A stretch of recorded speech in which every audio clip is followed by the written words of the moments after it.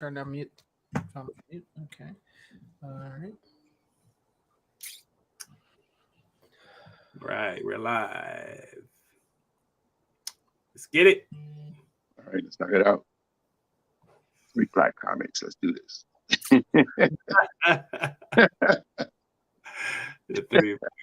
I do understand that in this country, if you entertain the masses, that's your best probability for success as a person of color.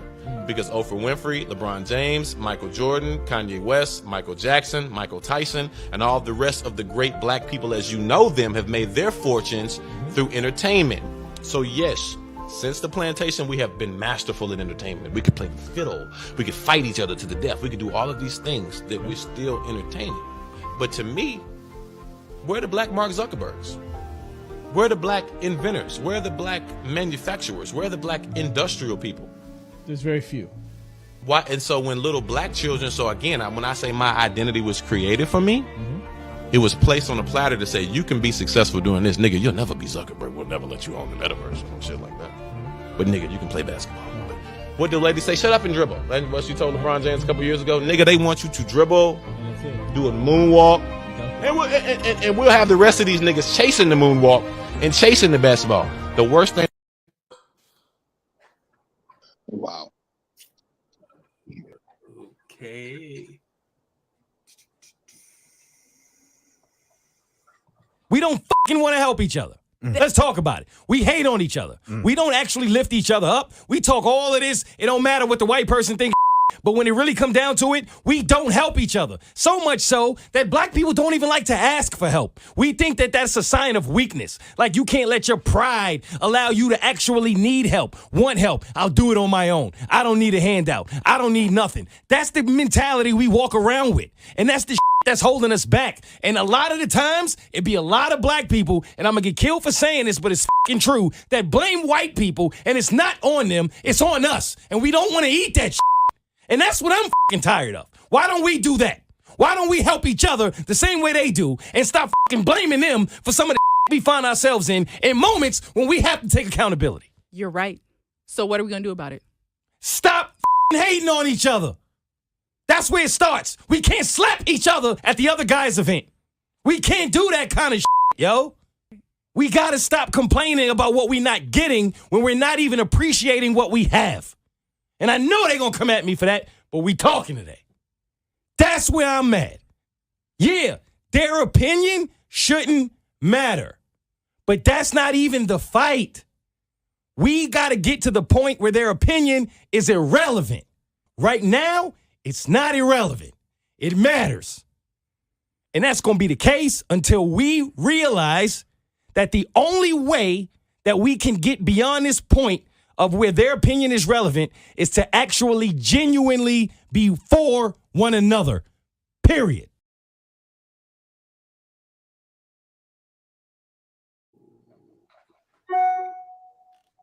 We don't fucking want to help each other. We have to stop blaming white people for every single thing that is happening negatively in the black community.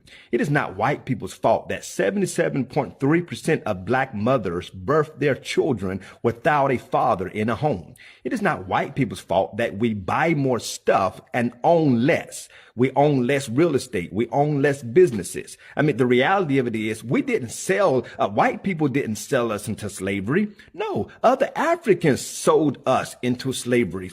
We black people place our own selves into slavery. And so the reality of it is we got to stop blaming white people for our problems and start dealing with the real issues, which is not racism today, but it is a cultural issue. We have to deal with the culture. Why so many black young men disrespect police officers? My daddy taught me to respect police officers. We got to deal with the root of the problem and not deal with the fruit of the problem. Hey, Carl. Yeah. You're going to make me break my phone with these videos, bro. I know. It was like Really? right to the screen. I can tell. I love it. I love to watch your face. All right. You might want to not watch this one then. How about the Will Smith, that dude? I don't want to hear nothing about the government. The government put crack cocaine in the community. You sold it. You sold it to your brother and you watched him get strung out on crack and you kept selling it and you went and bought you some tennis shoes, some rims, and all kind of stuff with that money. But it's the white man's fault. It's the white man. You're not selling drugs. You're not selling drugs to your own people, right? Right? You ain't the one running up on people with ski masks on doing home invasions, right? That's not you, right? That's the white man, right? That's the Klan, the Ku Klux Klan. Huh? Oh no, the white man coming in your community, impregnating your women and leaving. It's not you. No, it's not you. It's not you doing one night stands and blocking numbers because she didn't call you and told you she pregnant. No, it's not you. That's not you. That's the white man coming in there, squeezing in there, doing that. Huh? It's crazy. This is why we're behind. like this guy. There's too many people that think like this. Yeah. All right. Even found a rap song. Check this. You hate white people, but you work for a white man. Get yourself a check and go spend it on white brands. The truth already been. We bending in ourselves. White people held us back. Now we hindering ourselves. Worry about who clothes better. We ignorant ourselves. Can't keep blaming white people. We do it to ourselves. Complain about our problems. We can fix that shit ourselves. 40 acres in a mule. We can get that shit ourselves. White people ain't the enemy. Let's take accountability. Shot the same op 3 times. Call it a trilogy. Niggas out here beefing with niggas they went to school with. How you exchange bullets with people you was cool with? Op shoot a black man, we running through his projects. Cop shoot a black man, all we do is protest. You be up in every club, spending money balling. I be on my couch, reading James Baldwin. Truth is, niggas too lazy to go and do shit. Landlord looking for money, not your excuses. Couple black people that I fuck with from a distance. We hate the government, but get government assistance. You ain't. All right. There are those who say, well, let's put that behind us. That was in the olden days, and things are different now. Look, you even have an African-American as president. Yeah, so also, let's put that behind us. Also hear stuff like, and what about Oprah? and what about all those athletes? See? And what you have to do, you know, and again, I guess sometimes people respond emotionally. I don't. I kind of respond very pragmatically to that. And I ask them, with the advent of the election of a black president, if you will,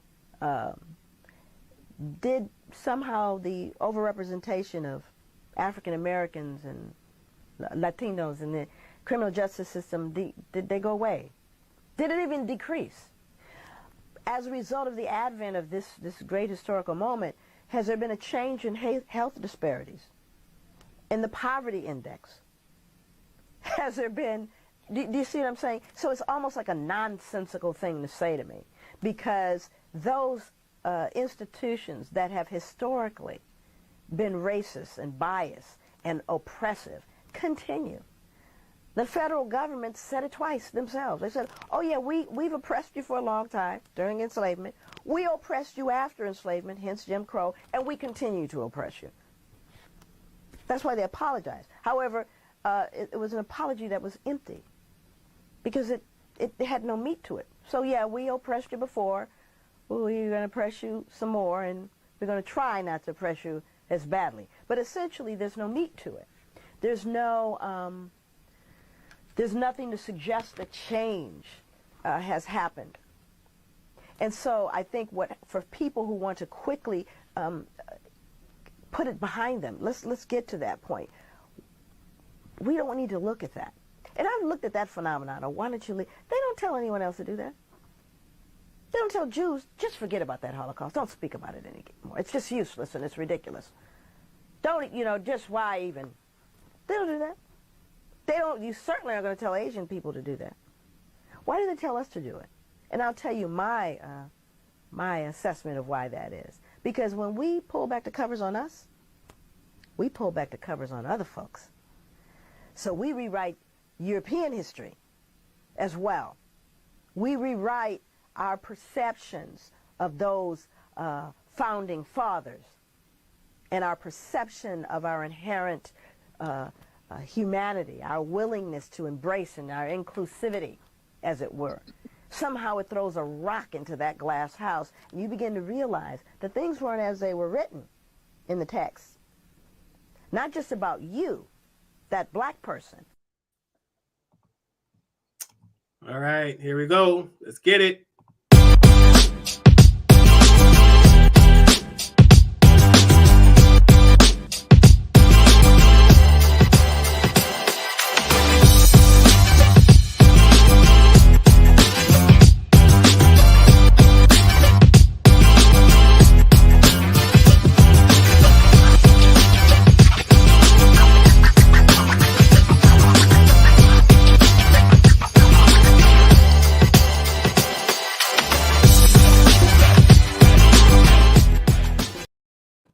What's up? What's up, everybody?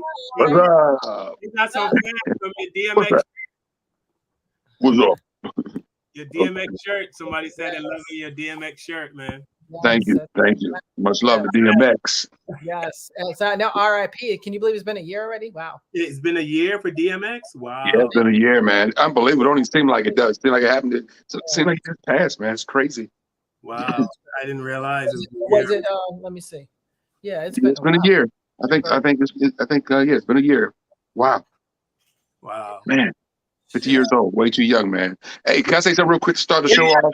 Man, absolutely. Hey, Forbes just came out with its list. It's billionaire list. We have 15 black billionaires on Forbes list. 15 black billionaires in America.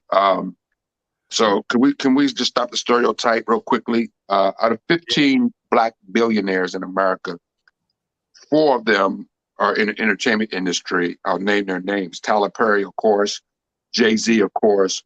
Rihanna is also, and Rihanna became a billionaire from her business move she made with her perfume and her makeup, not because of her music. And then the only athlete on this list is Michael Jordan. Everybody else on this list, and I'm reading some of the, how some of Kanye's on that list, right? Kanye's on Kanye, West, Rihanna, and Oprah, and Tyler Perry are the only 4 people out of 15 that's in the entertainment industry. The only athlete on here is Michael Jordan at 1.6 billion. All the other people that are on this list that are black billionaires are businessmen. There's one cat made money from manufacturing oil and gas shipping. Another guy was into the soda business. So for people to think that we are just athletes and entertainers, only rich people in America, we got out of 15 billionaires, only 4 of them are in the entertainment industry, and one's an athlete. The rest of them are businessmen and women. So can we stop this stereotype crap that dude was talking earlier about? We're just singers and dancers and tap dancers. There's lots of rich black people in this country that aren't singers and dancers. They're businessmen, business ladies, women, businessmen. From all, and most of them are self-made. Most of them are born rich, and most of them work their way up, and invested in businesses and things like that. So there's no generational wealth here. Nobody on this list, from what I'm reading, was born rich. They all basically became billionaires from working and investing and making the right moves in their life, So yeah, 15 is not a lot, but I'm just saying, there's 15 black billionaires in America who probably were born middle class or poor, So that's all I wanted to point out to start the show off. I get sick of listening to people think that we're just athletes and we're just singers. Right. There's no other success in this world other than people who tap dance and dunk the basketball. So I'm calling BS on that to start the show off. Yeah. How you guys doing? But I will say this though, that's still sad, is out of all the billionaires in the world, there's only 2%. We make up like 2% or something. That 15. Yeah, but you know what? We are the. Oh, by the way, another statistic I'll throw out there. We are the second leaders in black millionaires out of all the people in this country, because white people are the leaders, right? But there's more black millionaires than Spanish people. There's more black millionaires in this country than Asians. there's more black people, millionaires in this country than any other person other than white. We're the second leading, and we can Google this and check the facts. Anybody watching the show, we are the second leading millionaires in this country. Oh, well, that's I don't know what the percentage is, but that's a true fact. Like, we are number 2 in millionaires in America over every other group other than the white man. So, well, I'll tell you this: that's not a big feat, because I'll tell you something else. I was going to say, we'll take that, in we'll Dubai. take that. We should take that. I'm just saying, I'm taking it. I'm just one of them people that's like, that's all we got. Because half of the athletes would have been on that list if they wasn't paying for all them strippers. But that's another story. But we came from slavery. No other group in this country come from slavery in America. Asians didn't, what I'm saying. So we should be thankful that not thankful, but we should be look how far we've come. I just refuse to buy into this. We went through this last week that we're at the bottom of the food chain. I mean, with all the adversity that we have towards us coming from racism, Jim Crow, slavery, all the stuff that happened to the black man since he's been in this country, for us to be 15 billionaires on that list, for us to be millionaires and thousandaires, if you want to say that too, because I mean, there's lots of successful black people in this country, no matter what. Yeah, there's lots of poor people in this country too, but there's poor white people too. There's some mom somewhere with 3 or 4 kids with no white father either. Exactly. Living in a trailer park, on welfare too. So that brother who's going to bring that up, that black fathers, don't take care of their kids. I know a lot of black fathers that take care of their kids. That's just a stereotype. Yourself and Carl. It's just such a stereotype, that, I mean, we got black fathers on this panel that take care of their kids, and black father, that are good fathers, outstanding fathers. Exactly, and so for that, who's a single father, Kevin? Hello. Yeah, and yes, exactly, and dads who's a part of our shows, a father, So I'm just saying, we've had, it's just that's the biggest stereotype, man. That black men aren't there for their fathers. I mean, for their kids, man, and that's just something else. It hurts to see a black person say that, because it's just such BS. Yeah, you got some deadbeat fathers out here, but you got deadbeat white fathers too. Yes, it's not just us. Yes, and what kills me about that too is because it really depends on sometimes your demographics. Really, honestly, so if you go into any hood in any part of the world, obviously you're going to have all those elements add up, right? But if you go to other elements, like all 3 of the black churches here where I grew up, all of them have their fathers, their mothers are active. You know what I'm saying? It's like participatory. I don't know where. I was like, where are they getting these stereotypes from? And then I looked around. I said, I know where they're just micro picking.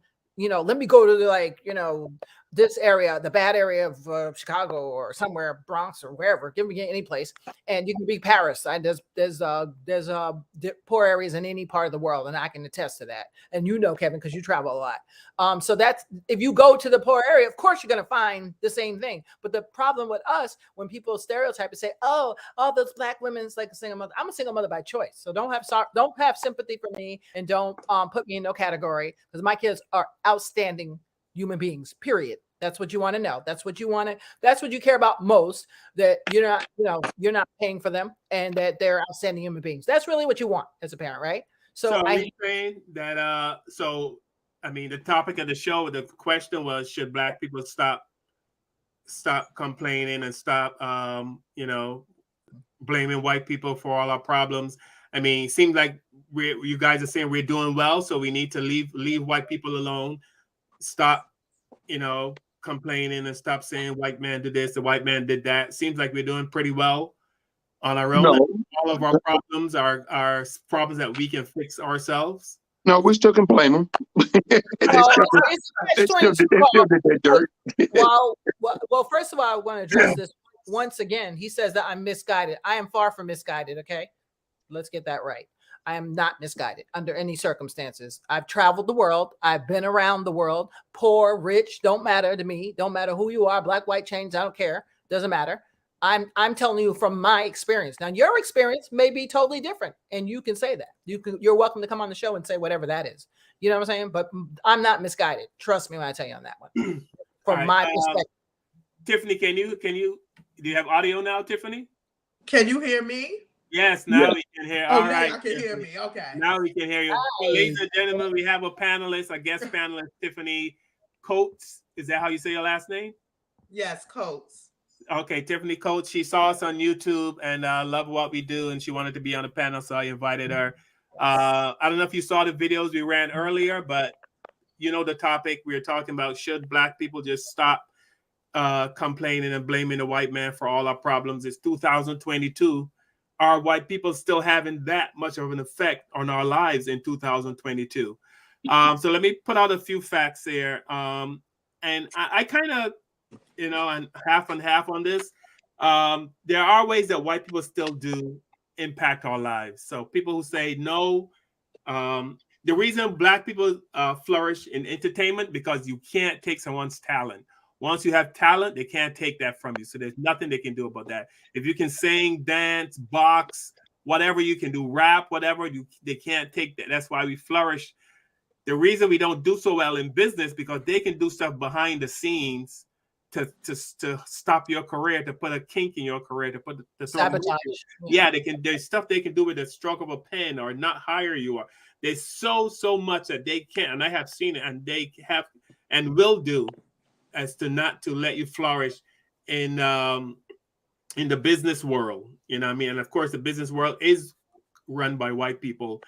But that being said, do we as Black people, with all these Black billionaires, shouldn't they be creating more jobs for Black people? Can we still blame the white man when we have all these Black billionaires and millionaires, like rappers, basketball players? Shouldn't they be creating jobs for the Black community? And they do. Should they take some blame as to not creating jobs? So we can blame the white people a little, but if we have all these Black people with money, what are they doing with it? Well, I want to say one thing before anybody goes. The one thing, this is where, okay, I understand complaining is a thing, and it's not a good thing, right? Okay, unless you have solutions, it really isn't. Here's my problem. The annual business revenue stimulated from cotton in the U.S. economy exceeded $120 billion.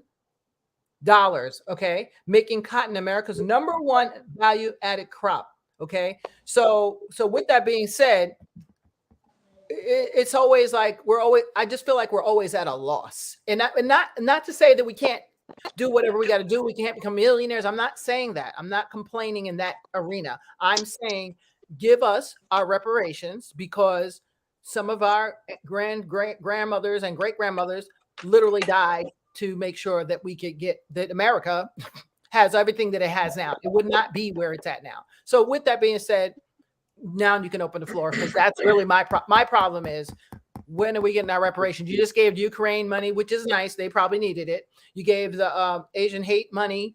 Okay, that's nice. They needed it, but we're still waiting. What's up? So that's my problem. That's my issue.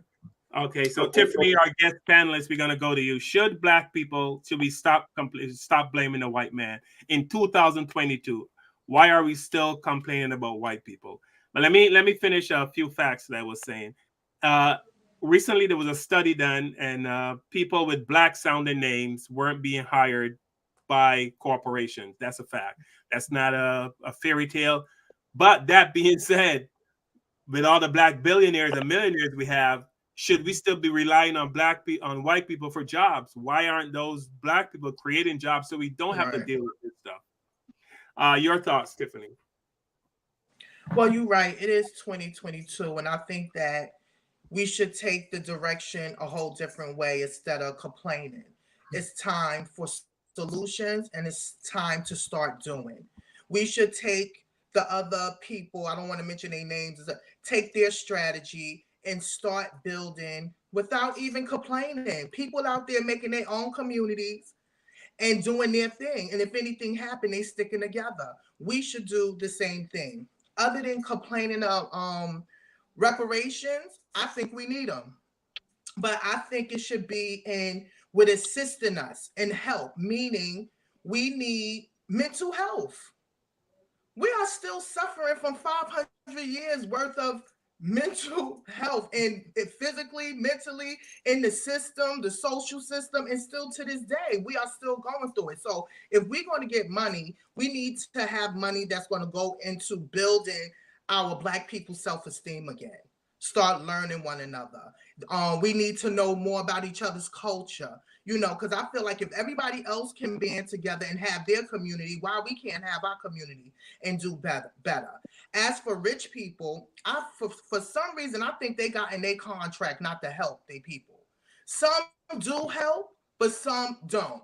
You understand? It's like as soon as they get money, they don't want to help. And that bothers me too, because you can use your money to probably buy houses, buy land. Like now, these past few years, you're hearing a lot of people buying land. Just 18 people just bought almost 18 acres in Georgia. A whole bunch of people just came together and said, we're going to build our own land. We're going to build our own. We need to start doing our own and stop depending on everybody else. Yeah, they did us wrong, but it's time we have an opportunity to make a change. We can be able to do so many different things with the outlets that we have. And if they come for us, we know what to do. Handle our business by any means necessary. Yeah. So once again, who became a highly visible commenter on our show. He says, and he's not controversial. I like what he says. I mean, he's speaking his mind. That's what we want on the show. We don't want anyone, no fake. You know, don't be fake because we're not fake. He said, no one is giving us shit. I guess he means reparations. So Black people can talk about reparations from now until the cows come home. If I don't want to put words in your mouth once again, but are you saying that we're never going to get reparations, so get over it and move on? Yeah, we're going to take it. I mean, but the Jews got but they got reparations from Germany. Yes, Japanese got reparations from America, right? Japanese got reparations. Americans, everybody got it but us. We're the only one. Everybody. Yeah. Everybody. But once again, I guess he's being realistic. He's like, we're not getting reparations. So that's because attitudes like that. If we all band together, you better believe we're going to get it, because everybody else who got it, they band together. That's how they got it. Mm-hmm. And he'll be the first one on the line. Here's something that Kevin's going to love. Once again says, our greatest obstacle is Black on Black crime. Oh, also, it's not in their contracts. A lot of them just don't care. Can I say something on that? Go ahead. Hey, Kevin, let me just have 1 second, please. Okay. So here's the thing. Let's just do a comparison. You're saying Black on Black crime, right? Can we go back to the 60s, the 50s, the 70s, the 80s, when the mafia was killing each other right in front of their own restaurants? White on white crime. Bloodbaths, not just, let me just stuff them in. No, bloodbaths, okay? Can we talk about that? Can we talk about the prostitution and the drug selling and all that stuff that goes along with that? I'm just saying, because only Black people do that, right? Oh, right, okay. Because every nationality, let's keep it real, has that, and has a bloodsucker. I call people like that. You know, people that can actually go up and just shoot somebody and not care that somebody was, that it was a kid or it was somebody innocent. Every culture, and it's called people who don't have nothing to do. That's what I call those people. Or who have nothing, they don't have, I can't explain it. It takes a certain type of person to be able to do that, sell drugs and kill people just randomly. And there's a certain type, and everybody has that type. So you can't really blame it on a culture, in my opinion. Now, serial killer is a different story, but you can't really blame. You can't say all Black people sell drugs to their own people. What? Are you kidding? Before we even knew drugs there was white women. Excuse me. Look it up. In putting advertisement, there was advertisements in the newspaper. Okay, this is way, way, way back. Go look it up. And they used to advertise to get heroin to give their babies to go to sleep. Okay, let's talk about that. So if you're gonna compare it. Whoever you are out there, it's okay to compare it, but just add everything, because we're not the only people out here in the streets doing crazy stuff like the young people that y'all want to say, the only ones doing all the shooting. Let's keep it real. How many shootings are there in America, and who's doing those shootings besides us? I mean, let's keep it real. You got to go all the way across the board. When you tell a stat, don't just tell me your little stat. Tell everybody's stat. And if you No, tell you everybody, have to. the You truth have will be, we all as human beings, if you are a dysfunctional human being, you are causing chaos wherever you at, whatever color you are. Period. That's it. Go ahead. First, before I go any further, shout out to the Information Man. Hey. We love you, brother. Thank you for checking in. I I put the link in the chat if you wanted anyone that wants to jump on. I'm going to throw the link in the chat if you want to jump on the panel and share your thoughts. Yes. Once again says in all caps, no, I'm dealing with the present. 3 exclamation points. Sure, talk about that. That's not getting us reparations. So he's basically saying all this talk about reparations and all that. He keeps unity. That's once again keeps saying unity, unity, unity. That is the only thing that's going to bring Black people to the forefront. He said it is. It is. It is unity. I agree with him.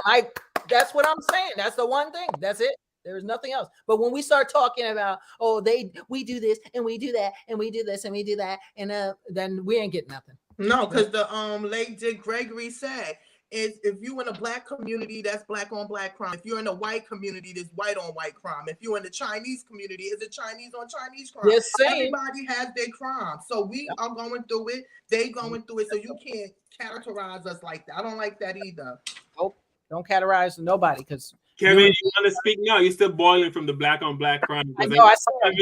I'm still boiling. I'm trying to calm down. Look, we're watching the biggest display of white on white crime in Ukraine right now. Right. You know, we're watching a white man order other white men to drop bombs on pregnant women and innocent kids. You know, he might not be a white American, but he's still white. He's still white. So we're watching white people bomb white kids right now, and watching the white men shoot senior citizens in the head. It might be in another country, but it's still white on white crime. That's the way I see it.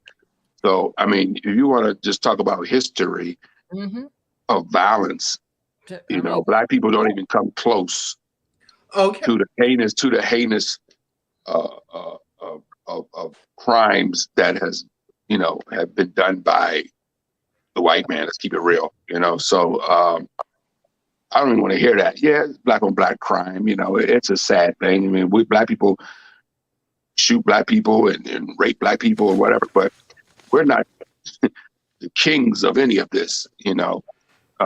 So don't get it twisted. I mean, we don't even come close to being the kings of it, you know. Yeah.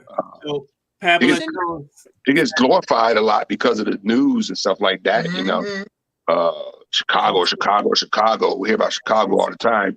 You know, that's just gang violence. Gang violence is going to be there. This America, gang violence, like Tanya said, some of the biggest gangsters in the world were Italians and Jewish men. You know, and they ran all the gangs from the early 20s all the way up until the 80s.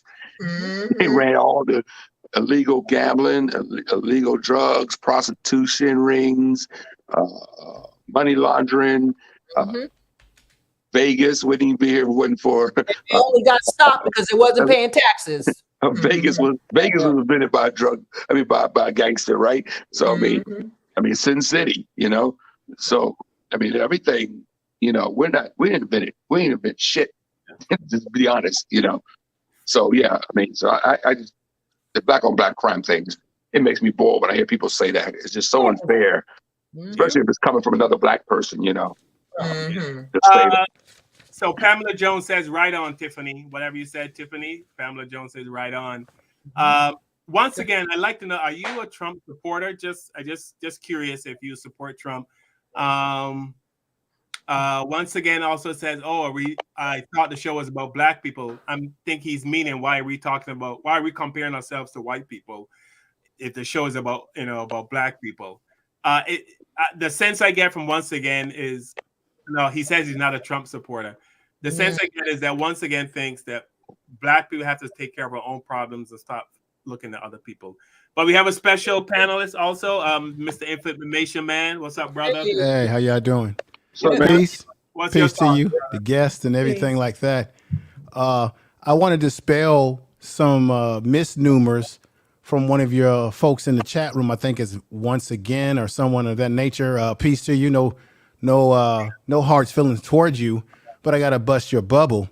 You talked about reparations. That's right up my alley. I've been fighting for reparations since I was a teenager. I just did a show this past Sunday. I'm involved in my local community with some of the task force that are involved in this reparations bill here in good old California. Let's see, Bill AB 3121, which has passed. Secondly, it was amended to go into a bill called 2296 AB, where they decided who's going to get the reparations, particularly as it lays here in America. And it was decided through a lot of emotional debate back and forth that it has to go as it relates to lineage to those who were impacted by the slave experience here on these soils in America. So they've already decided who's getting it. Now the decision is how to go about, whether it be testing, DNA testing, how Black people can but prove their lineage. That is something that they're going to work on. But the task force has been actually more aggressive in California than the HR 740 task force. I don't even know what the hell's going on with them in Washington, D.C. They're dragging their feet. California's leading the way. So what we've done here in California is we have opened a door to answer the questions for the larger bill that's in Washington, D.C. when people begin to say, well, who gets it? So there's task force here in California. I've been involved with the reparations movement here in California. The people who know most about it were on my channel this weekend. We're going to do a part 2, and they're giving you all the details. So people, and check this out, for people out there who are saying, because I don't have any hate towards immigrants, you're hating on the immigrants. What about Black immigrants that come over here? The reason why the bill had to be crafted that way, in my opinion, it should have been, is because in California, we have a law where you can't ask for a reparations package based on a generalization of a group. You can't say this is for Black people because they want it to be lineage based. You have to be specific. So because of our laws in California, it had to be lineage based, because anything you get from the government politically has to come through defining who gets it. There are other groups in California that have been getting money for a long time. So when the gentleman says, well, y'all gonna be waiting on reparations, if we had Negroes like that during slavery, we would still be in slavery, because guess what? You had Negroes in slavery who said, why are you running from the plantation? Why are you trying to get away from the master's plantation? Why are you trying to, if we listen to Negroes like that, we'll all still be in chains. Okay. So you're always going to have your Stevens out there who cry when the master dies, when he dies, and you're trying to fight him, just like in the movie. So let's keep that in mind. Also, this whole thing about Black on Black crime, let's stop it. I work in the prison environment, ladies and gentlemen. I see lots of criminals of all types. Guess what? White people do more domestic crime, and when they kill themselves, they kill other white people. Black people kill Black people. Asians, most of the Asian people that I deal with in prison, they got in there because they did home invasion. They do that because they know that in their culture, the elders keep money in the household, right? So they prey on them, okay? Black people hurt Black people. White people hurt white people when you live in close proximity. Overall, in the FBI, I'm using their own data against them. I told y'all last week, overall crime in America is committed by white people at 69.4%, Black people at 26%. However, homicide rates are high amongst us at about, at about 51.2%. White people are at 45.8%. But in all other crimes, domestic abuse, doing things to underage kids, sexually doing things against women, harassment, burglary, commercial burglary, you name it, all sorts of crimes. White people are higher in those crimes. So Black people are not the face of crime totally in America as they paint us to be. And Black men are in the household of our kids. Now, there's some dusty and musty black men out here not taking care of their kids. But if you go look at the peer research study in the CDC study, it said that out of all fathers in America, black men are the best fathers. We're the most involved with our kids when it comes to taking care of them, raising them. And the reason why the numbers seem kind of off is because when black men are not in the household raising their kids with the woman or not married to the woman still, they are still involved with the kids in the child's life, even if they live outside of the household, even more. They did a statistic saying that when white men are living outside the household of their kids, they are less involved with their kids in compared to black men. Are there black men that are not doing their job? Yes. Are there black women that are raising kids by themselves? Yes. But we are not the face of totality. And what we normally do, or what we unfortunately do, is we take, you know what I'm going to say, Brother Lee, is I'm going to quote Joe Madison again. We take the maximum and make it the minimum, take the minimum and make it the maximum. I'll stop there. Thank you. You said it well. I said, choke him in there. Thank you, brother, for that input. And thank you for the work. Thank you for the work. Thank you. Yeah. Right. Yeah, I mean, I don't know why stereotypes seem to stick to black people. I don't know if anybody. Well, the media. You know, Yeah, the media. Genocide. It's visual genocide. Very popular and very well tool in yeah, exactly. There you go. If Kobe Bryant was a deadbeat dad, he'd be still alive, right? Yeah, that's a good point. Please. Yes, thank you.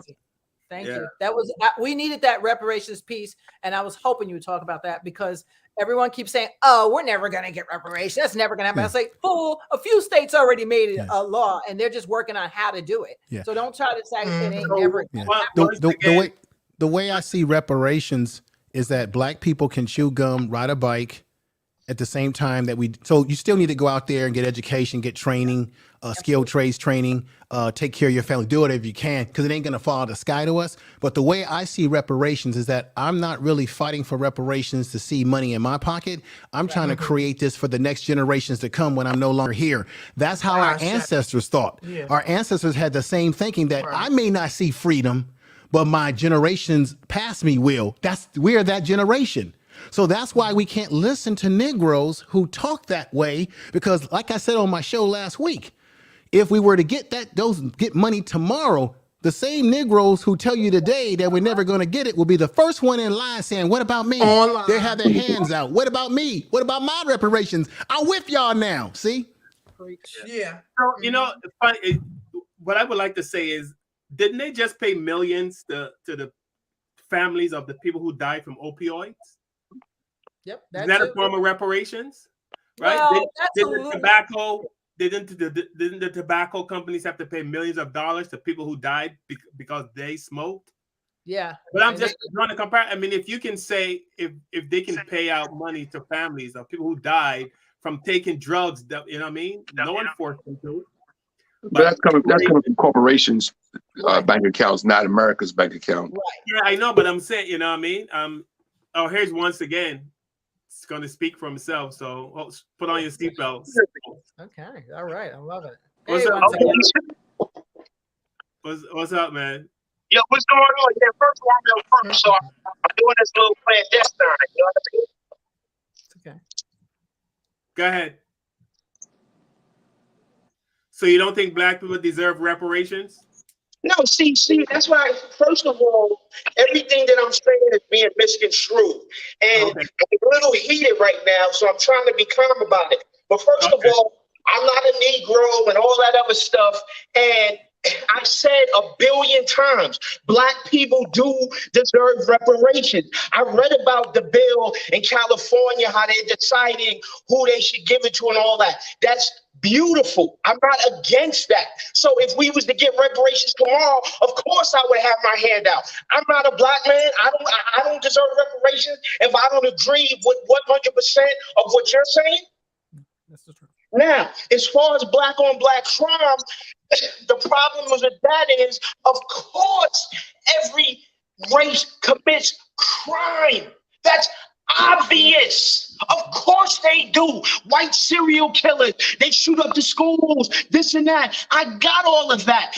I'm focusing on us. Okay, yes, I'm from Far Rockaway, but I live in Mount Vernon, New York. And just the other day, a 15-year-old black girl stabbed another 16 or 15-year-old black girl and killed her.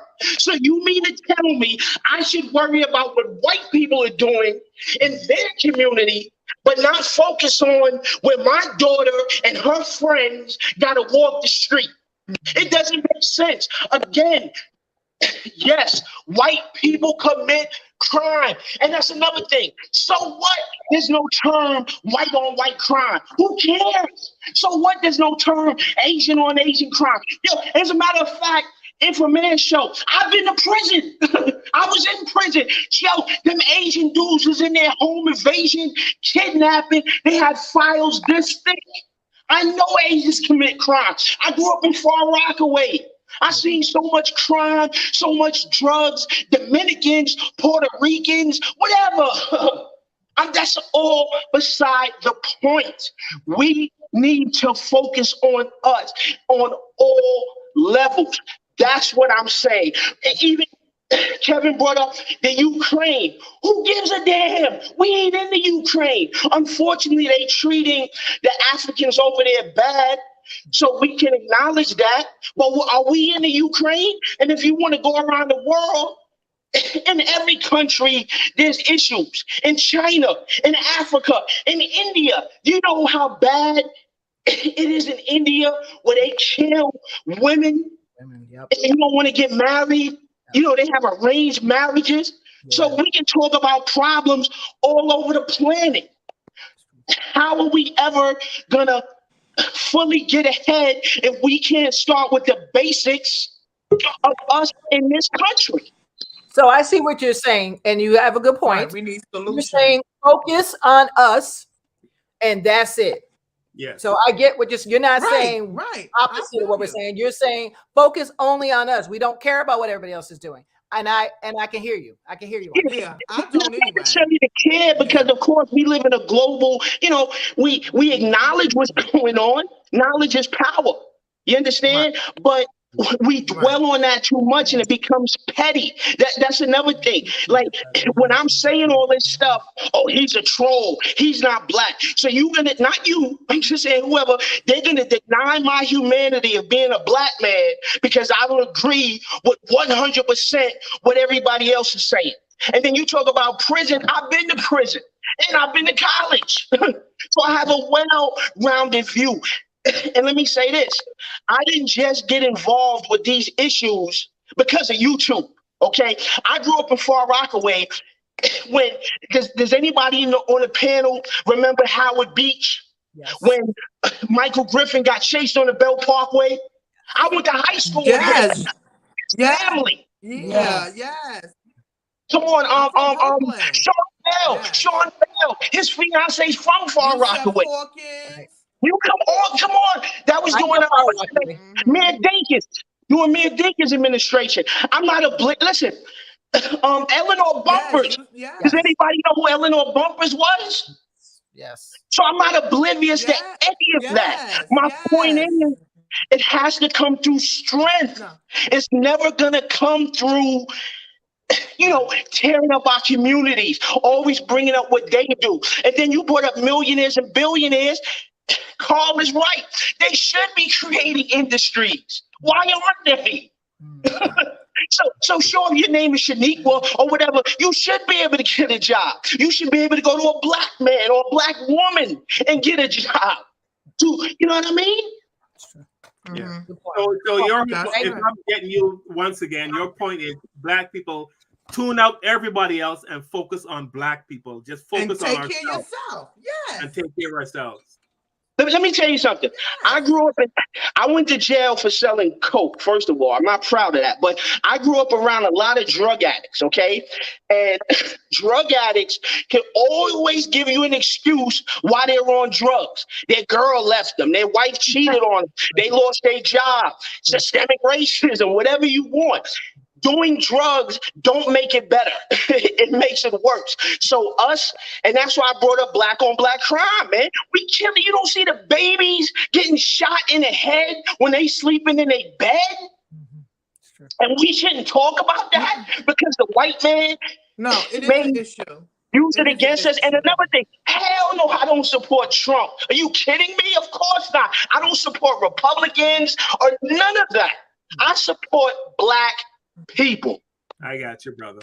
Gotcha. Thank you for clarifying. All right, I got you. Appreciate it. I hear you loud and clear, man. Just focus. Thank you for your passion. Let me just say something to you real quick, brother. If I was disrespectful to you in any way, I apologize. I'm man enough to apologize for any disrespect. But however, just let me let you know, I don't think anybody on this panel isn't thinking black first. And I think that I'm going to say it again. Black people are multidimensional. We, like any other group, like Jewish people, they will tell you that they will never forget the Holocaust. They tell their kids. That's why their kids don't use derogatory terms about the Holocaust, right? So they're able to get that money, work in industry, what have you, and still remember their history. I think black people, we should hold each other accountable for the effery that we engage in our communities, still remember our history, move forward, educate each other. And let me just let you know, brother, it doesn't matter if you go to college or not, because you can still be an educated person, reading books, knowledge. I don't look at anything about whether a person went to school or not to judge them. If you did go to school, that's fantastic. But everything that you said here, brother, is what this channel is about, and it's what my channel is about. I talk about all these issues that you just brought up. Do we do harm? Like, for example, the guy that they caught today in New York. Come on, I live in New York. If he did 100% of what they said he did, he should pay the ultimate price and should be held accountable. And I just had somebody on my channel today who was in the subway when it happened. I was reading all her messages. So we're not against you. I just feel that I don't think it's about putting white people above us. It's about recognizing what the realities are, but don't let it hold you back, and keep going forward by recognizing these are things that are in our way that we must get over. Right. So in terms of reparations, do I expect that they're going to drop money in our hands tomorrow? No, but I think we should still fight for it while we do other things that we need, because we never know what's going to happen in the future when we're not here anymore longer. Can I say something to that? Yeah. Yes, sir, brother. Now, I first of all, I accept your apology. That's neither here nor there. I know we're all passionate about that, and it's all good.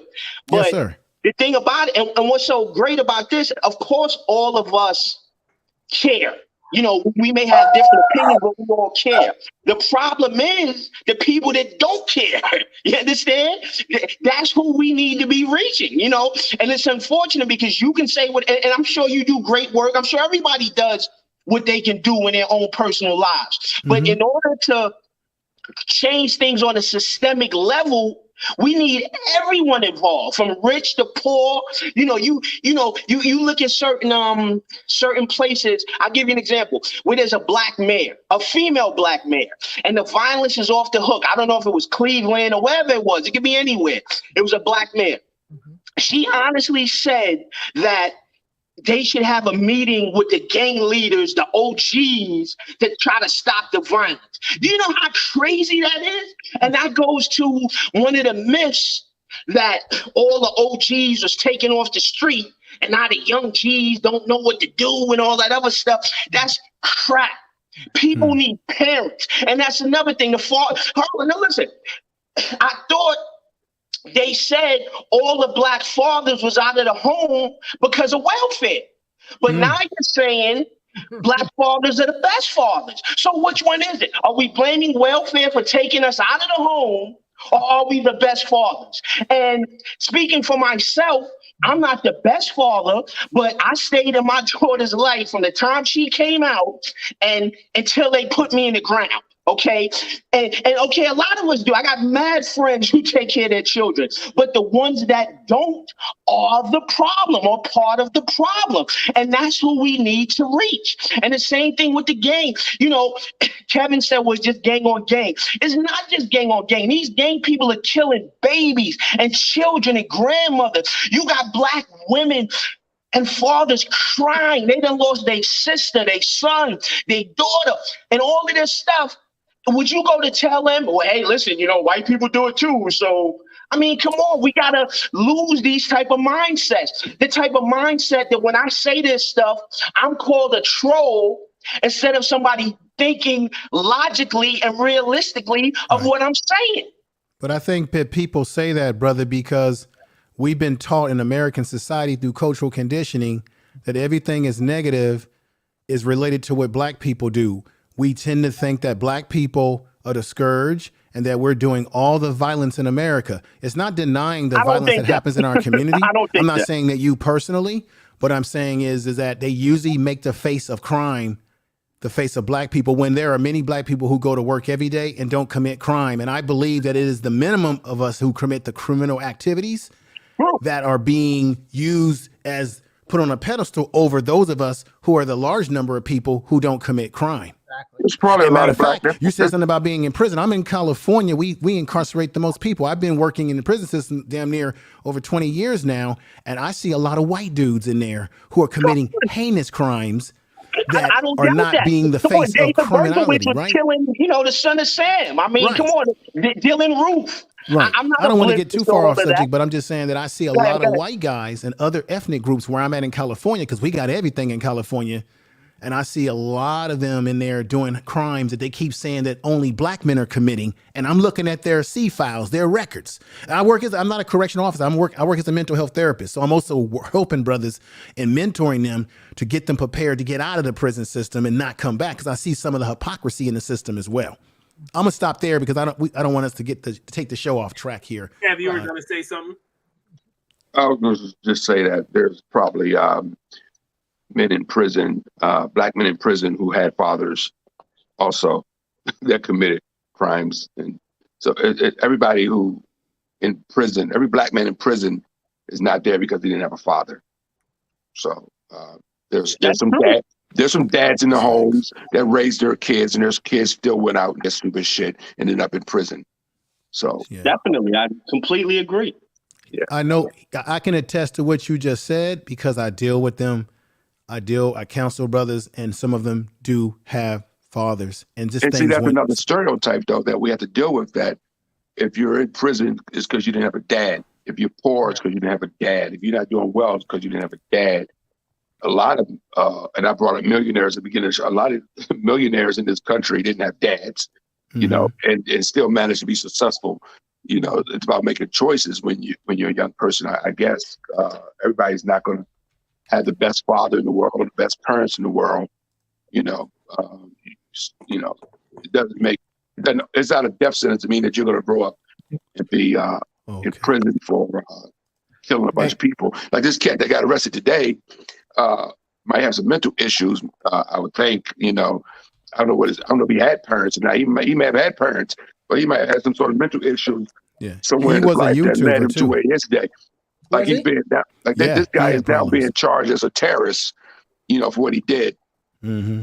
As I tell him, Carl, in our pre-show, Dylan Roof, who killed 9 black people in the church basement, has never been charged as a terrorist. As a terrorist, right? You know, so, let me ask you something. Where do you think Dylan Roof is right now? Oh, I know where he's at. He's in jail. And what sentence did he get? He didn't get one yet, did he? No, I think he either got life or he may be facing the death penalty. I think they wanted to give him I think they wanted to give him a death penalty initially, but his lawyers are trying to play the mental health card heavily. Yes.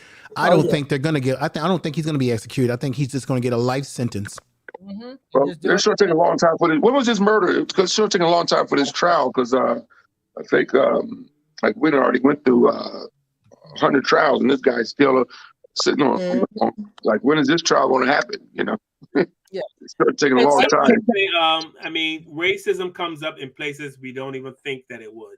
a study was done a few years back, and they found out that when a black criminal commits a crime and they're on TV, they leave their photo up like 10 to 15 seconds longer than if it's a white criminal. I mean, who would think? Who would think that somebody would go to that level to keep black criminals' pictures on the forefront just a few seconds longer? Is that mine? You know, so. But Carl, let me say this. Yeah. Again, racism does exist. Like I said, I was involved with the criminal justice system. Unfortunately, I've been stopped by the cops. I've been searched. They take your pants. They do a lot of crazy stuff. So all that's true. But let me ask you this. We got to think realistically. We have black prosecutors. We have black police chiefs. We have black mayors.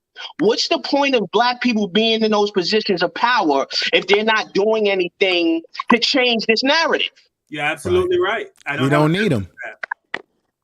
We don't need them. They're no good to us. And let me address Brother Kevin, because I got to say something to Kevin that I didn't agree with that he said the last show.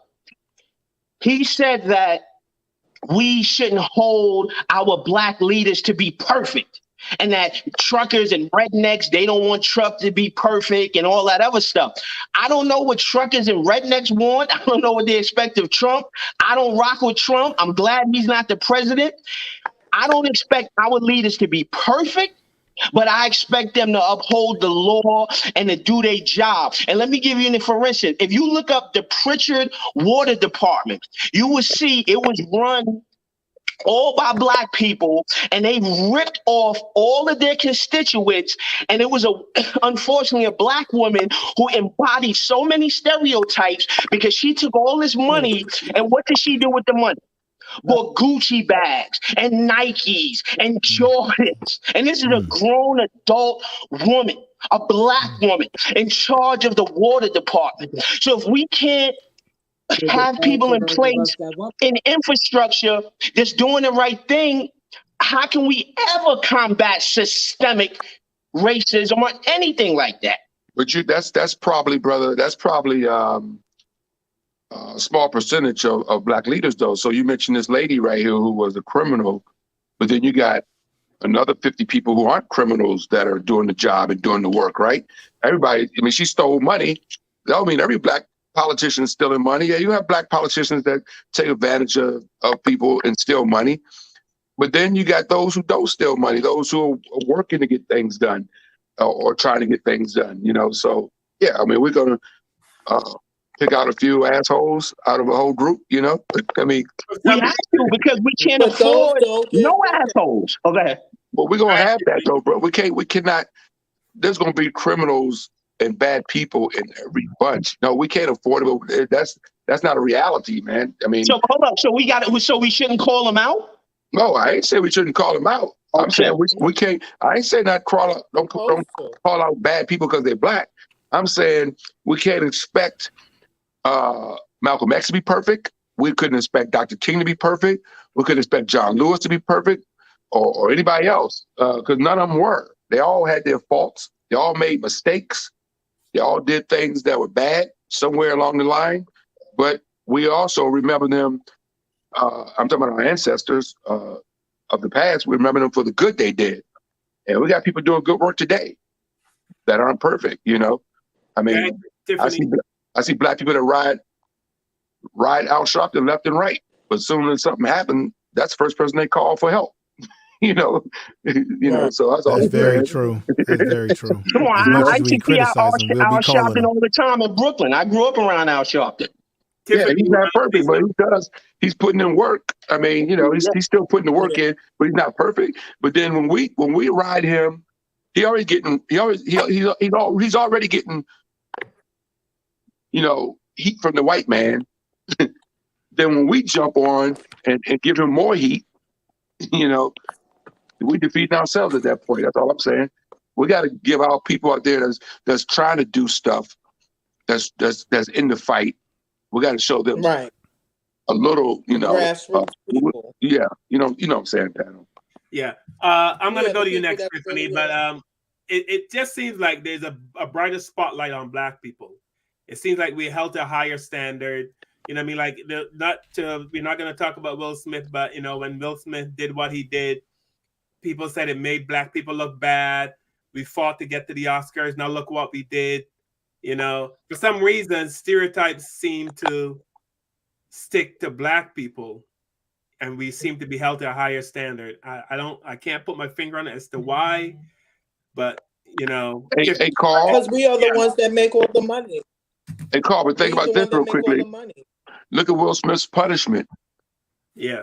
Compared to some other white actors who have done things that are still never had to get back their Oscar, you know, and done some bad things.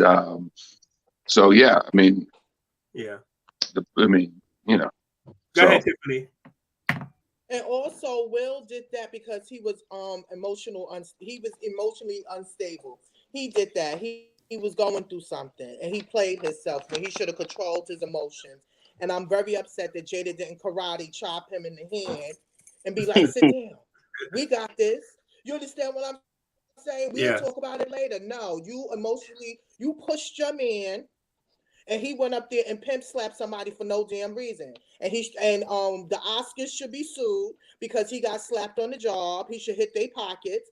And Will Smith should be sued. Now that 10-year thing is ridiculous. But listen, he still can win an Oscar. He just don't have to be there.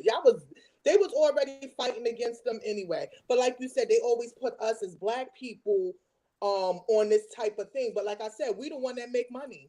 We the one. But we always felt that. I mean, I'll be honest. When I watch Jeopardy or any game show, and there's a Black person on that show, I don't want them to make me look stupid. Please, but where does that come from? Where does that psychology? I need help with this. With this. Why? I mean, I'm praying. Please don't make us look stupid. Hey, Carl, what happened to Tanya? Yeah, where is she? I'm not sure. I don't know. Yeah, she just said she got kicked out for some way. So wow. Yeah, we got to get her back on. Hey, Carl, can I address that? Yeah, sure. Now, again, racism exists. That's already a given in this equation. And white people are gonna down us regardless of what we do. I get that. You could be a doctor. You could be homeless. You could be athlete, a millionaire. You could be anything. There are always going to be white people that have some negative to say about us. That's why I don't focus on what white people think about me. Now, we have to be aware, especially in criminal justice, dealing with the police, dealing with discrimination in housing and things like that. Sure, we have to combat that. But why should we care so much about what white people think? It goes back to that. And it's like also, okay, look, you look at the Democrats who most Black people support. Okay, and I voted Democrat, but the Democrats also have the race. I forgot the exact term, but like it's racism, but it's racism where they say like, well, a Black child can't be expected to learn about the Appalachian Mountains or trigonometry, but if you teach a Black child to twerk, or if you teach them how to hip hop rap music, they can learn that. That's soft bigotry as well. You don't have to go to college. You don't have to be anything but a respectable human being, but at least carry yourself in a way that you're not taking away from the community. That's all I'm saying. You know what I mean? If you're selling drugs, if you're standing in front of the building 30, 40 deep, the old women can't come in and out. If a Black man says something to another Black man, pardon me, could you move out the doorway? What? And then the guns come out. There's no excuse for that. There's no excuse for that. And I grew up in Far Rockaway. Yes, Tanya, you said your grandmother's from out there. I grew up in Far Rockaway. I've seen a lot of violence. Too much violence, and there's no excuse for it. Let me ask a question to the panel and to the viewing audience. So now that we're on this topic, I know this is a little bit off topic, but do you think like the police exam and the firefighters exams, they give Black people a lower threshold score in order to pass? Do you guys agree with that? Like to become a police sergeant, they'll say Black people need to get 70%, the white people need to get 90%. I've never heard of that. Oh, it is true. It is true, and they My stepfather was a cop. I never heard of that, but maybe it was true. No, it is true. Look, you can look it up.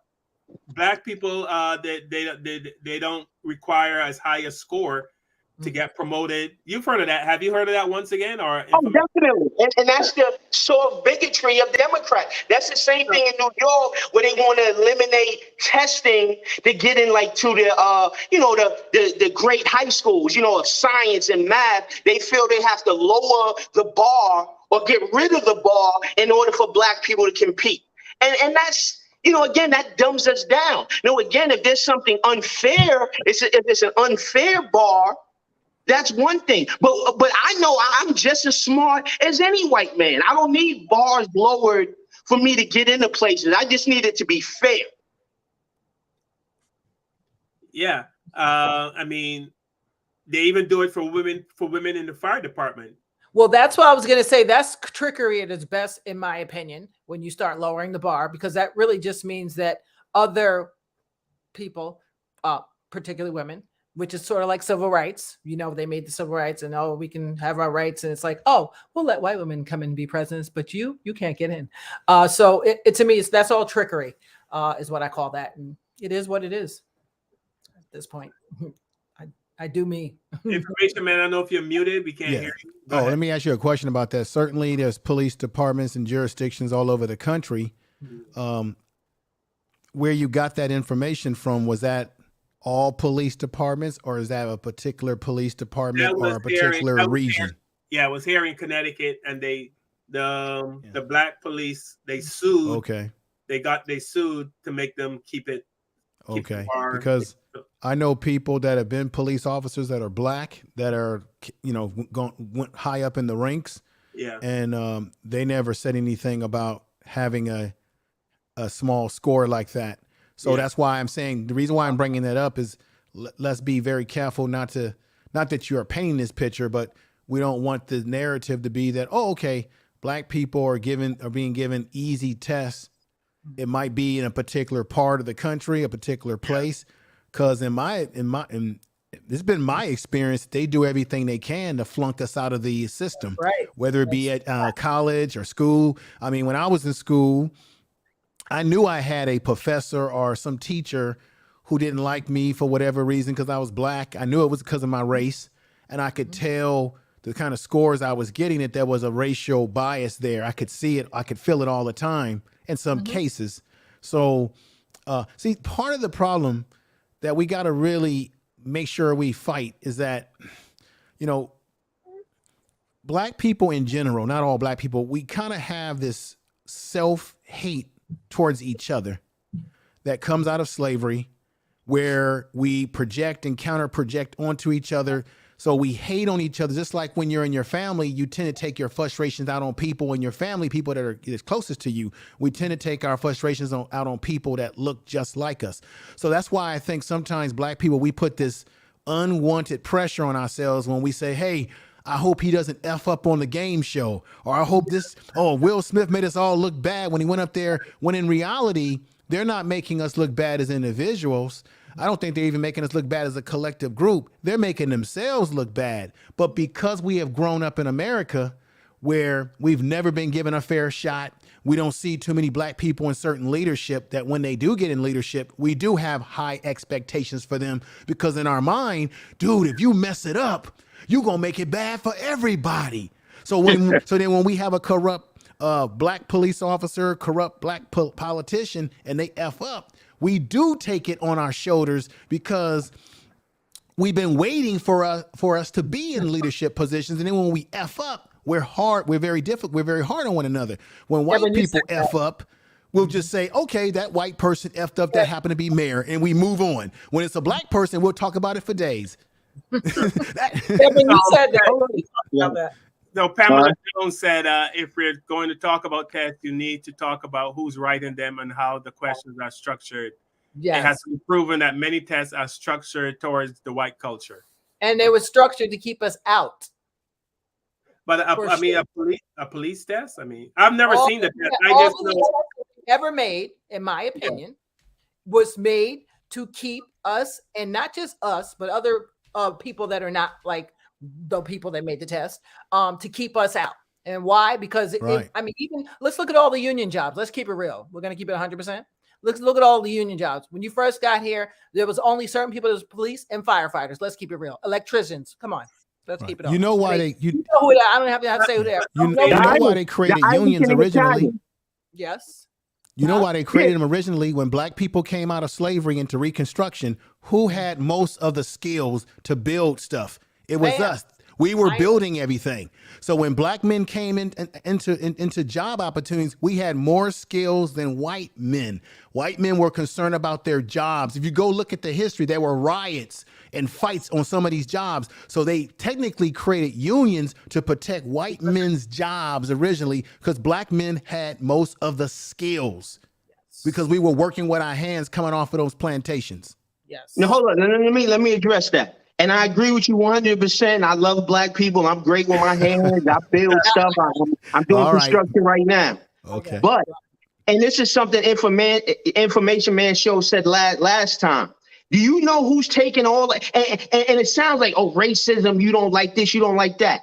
Illegal immigration is helped to destroy the black middle class and the lower class. And it's very arrogant when people say, well, you shouldn't have to compete with an illegal immigrant. Maybe that's all you have. You know what I'm saying? You know, that's like saying pull yourself up by your bootstraps. If you can only get a manual labor job, a minimum wage job, and you have to compete with, besides all the other people you got to compete with, but then you have a steady flow of cheap labor coming in, that's not fair for us also.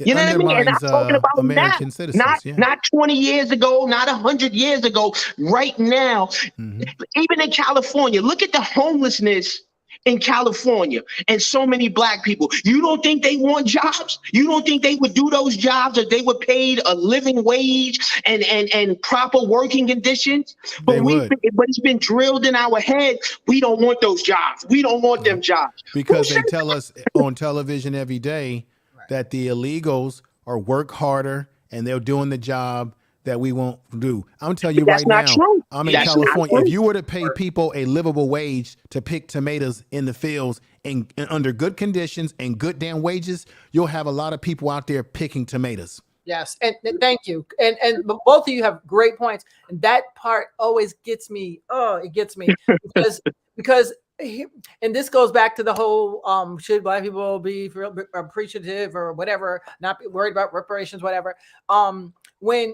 When you're used to a certain thing, right? Your rights, right? And we've been Americanized. Hate to say it, all the black folk have been Americanized to the highest degree. Americanized. Even the poorest of us have been Americanized, which means that, you know, I might not go work for $2 an hour, but don't come and hate on me because I don't. You should be saying, wow, she knows her rights, Sam. I mean, I have one of my friends who's not from here, and she saw that I wouldn't take a job. They wanted to give me whatever they want to give me. And she was like, wow, you're not going to take that job? I said, no.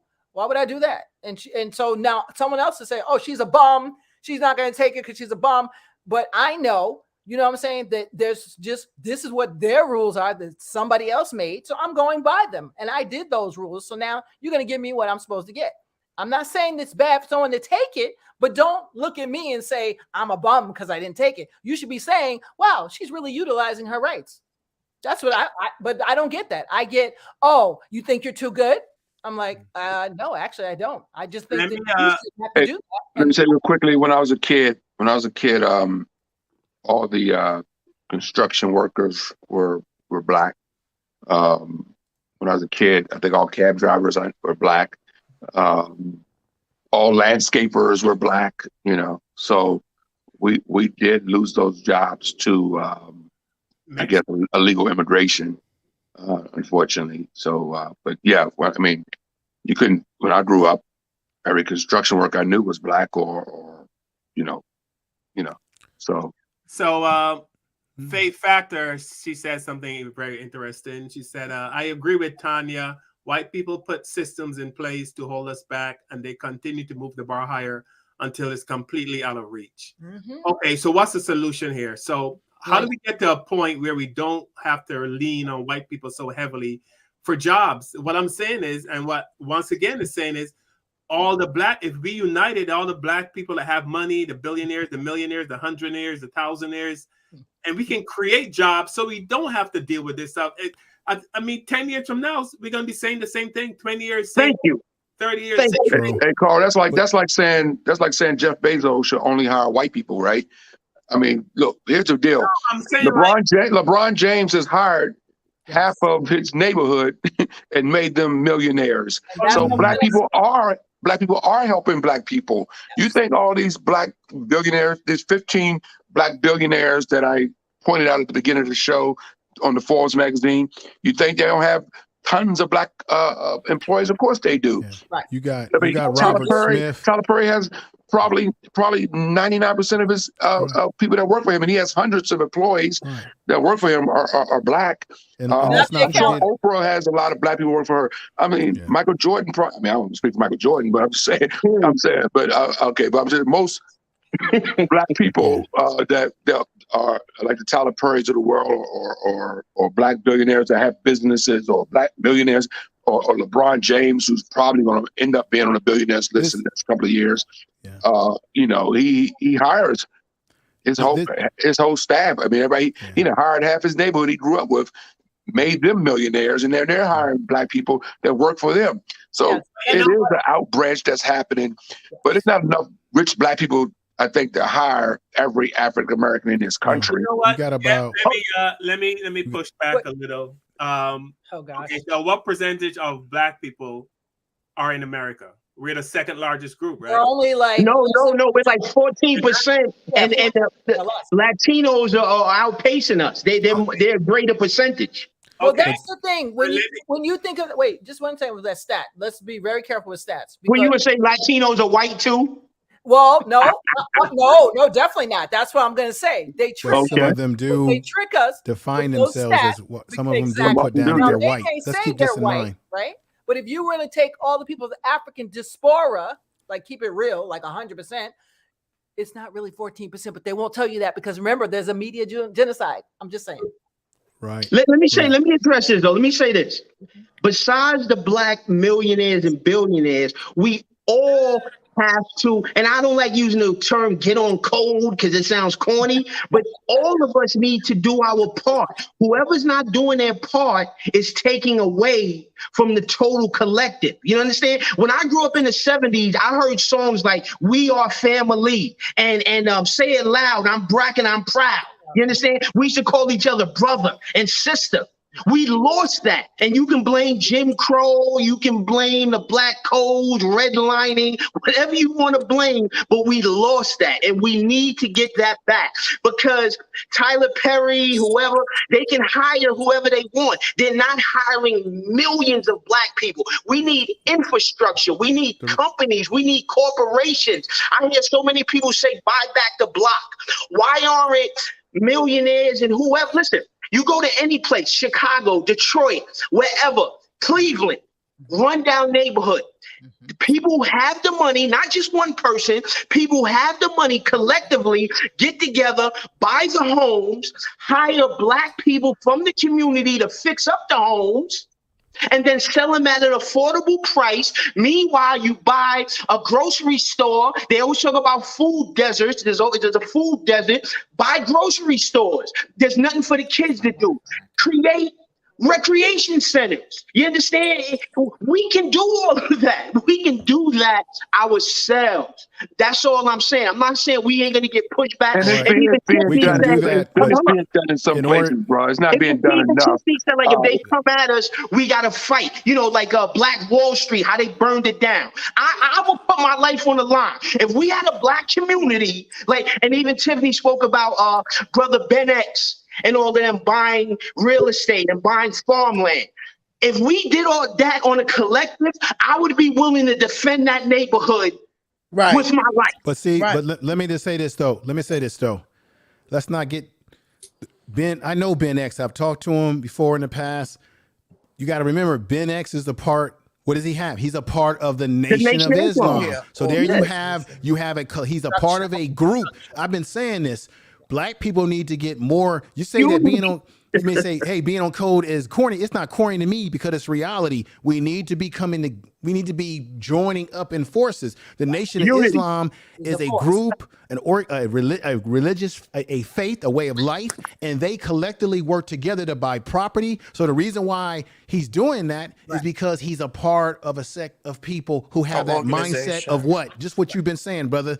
Do for self. They preach do for self. And what he's doing, I'm not saying that what Ben X is benefiting all black people. It's benefiting a sector of black people that he's dealing with or those that he's helping. Just like Robert Smith, who by the way, I've met before. He's a member of my organization. He helped out a lot of black young men who graduated from Morehouse by doing what? Getting rid of all their college debt to start them off. That's systematically a great thing to do. So we have rich black people doing various things in different places, but let's keep this in mind. There's only 15 black billionaires, white people or other groups. There's about 2,000 white or black billionaires that are non-black versus 15. Imagine what 2,000 billionaires are able to do for their community versus just 15 of ours. But that does not negate the fact that we should be doing something. The bottom line and the responsibility, brother, lies on the person that you look at in the mirror. What can I do? So when I look at myself in the mirror, I say, if I'm not happy with what I'm seeing, what can I do? Can I do something by myself? Maybe I can't. Guess what? Then maybe I should join a group, an organization of people collectively who have the same mindset that I have to do something economically, socially, politically, whatever it may be. Because you can get, and we live in a world where people don't take you serious unless you have a collective force behind you. So, if I go to Tyler Perry and say to Tyler Perry, what are you doing for the community, man? How does that make me look when he can tell me, well, this is what I'm doing. What are you doing? Right. So we have to also, so when we make those statements, and I'm not saying you're making a bad statement, we have to turn two fingers at ourselves and say, what could I do in my own community? And you just do what you have to do where you are. And then what we should be doing, because I've worked in mentorship and where I'm at, we have an Alpha Academy where we get black professionals, people who have skilled trades, and we get kids around them. We track them from the time they're from elementary school into junior high school, and we track them into college if they want to go to college or trade skills, right? And you get them around black people that look like them. So if they want to be a lawyer, doctor, engineer, or plumber, whatever it is, they got a black person that's mentoring them through their school years. And then we look for kids, black kids in particular, who are teetering in the school system where they might get booted out, and we grab them and we turn them around. So what that does is we're preparing our kids to be entrepreneurs potentially for the future. I believe this, my brother, that we always say, we need to all come together. I don't want to come together with all black people who don't have the right type of thinking. I want to come together. Okay. Coming together, if you break the definition of it, is coming together with people of like-mindedness. I want to work with black people who have the same work. Because I'm sorry, brother, the reality is that we're not going to be able to save all everybody. black people. That's right. Moses couldn't save everybody that was supposed to follow him into a new world, and he had to let some people go. Noah warned them Babylonian people, hey, a storm is coming. This world is it. They didn't listen to Noah until he was in the ship on his way, and they banging at the door talking about, let me in. Some of our people, I don't say throw everybody away, but when you knock at their door and say, look, let me show you a way tangibly that we can change some things. And if you show them and you show them by your actions and they still don't want to bite on that bait, then you got to move on and move forward. That's right. Let me say that. Now, I agree with you 100%, but the problem is the old theory that one bad apple can spoil a bunch. Because if you are trying to build up a community, but you have a handful, 1, 2, 3, 4, 5, 10 people burning down the community each time you build it up, you're fighting against yourself, but then you have the outside forces coming in. How did you win against that? Lauryn Hill said, how you gonna win if you ain't right within? We either have to purge those people who are trying not to be on code and trying to build up the community. Or let me say this, for example, look what happened with Black Lives Matter. Okay, Patrice Cullors and all of them. They're in California. They're running around buying $6 million mansions and things like that, but they're gonna tell us We needed it. Right. Don't say nothing. Oh, you're the white man. You're picking on us because we're women or because of this or because of that. We should be more intellectual than that. We should be adults. Right. We should be able to call out people, especially in such a high profile way, that are collecting so much money off of Black trauma. And then they're basically spitting on our heads, but telling us that it's raining. We have to call out those in the community that, Tanya, bloodsuckers. Yes. As a matter of fact, if you study the lessons of the Nation of Gods and Earths, they talk about the bloodsuckers of the poor and the 10%. Right. The 10% are the ones who know the truth and control the resources, but they lie to the 85%. The 5% know the truth and trying to teach the truth. But if you're only 5%, how are you going to go against 95%? Because you got the 10%, which is the bloodsuckers. Then you got the 85% who's blind, deaf, and dumb. So we have to teach the babies. But again, we have to hold those who are in positions of power accountable. It starts there. We cannot let these people off the hook because they're blood-sucking us. That $6 million home could have went so much further feeding the people. Right. That money could have went somewhere else. But also, if we did the history of them, they are, how can you call it? They hijackers of a name. You understand? They took the Black Lives Matter movement and made it into an organization for money and then changed it into a Trans Life Matter. Right. You understand? So that was a big issue for me. Right. And I'm all for grassroots organization because I heard many men try to be a part of the Black Lives Matter, and they said they didn't want no men involved. Nope. How can you not have men involved when we're talking about Black families? We're talking about Black mothers. I am a person that my brother was killed by the cops. You understand? And just to see this, my brother got killed in 91. So to see this now, this is 2022, and people are still getting killed, and they still not doing anything to give back. Because I'm a true believer. It's a lot of mental illness. Yes, going on in the street, and they don't want to deal with that. Everybody gonna say, "Oh no, we can't use mental illness." No, it is. People are walking around here, ticky boom, and they're normalizing dysfunction.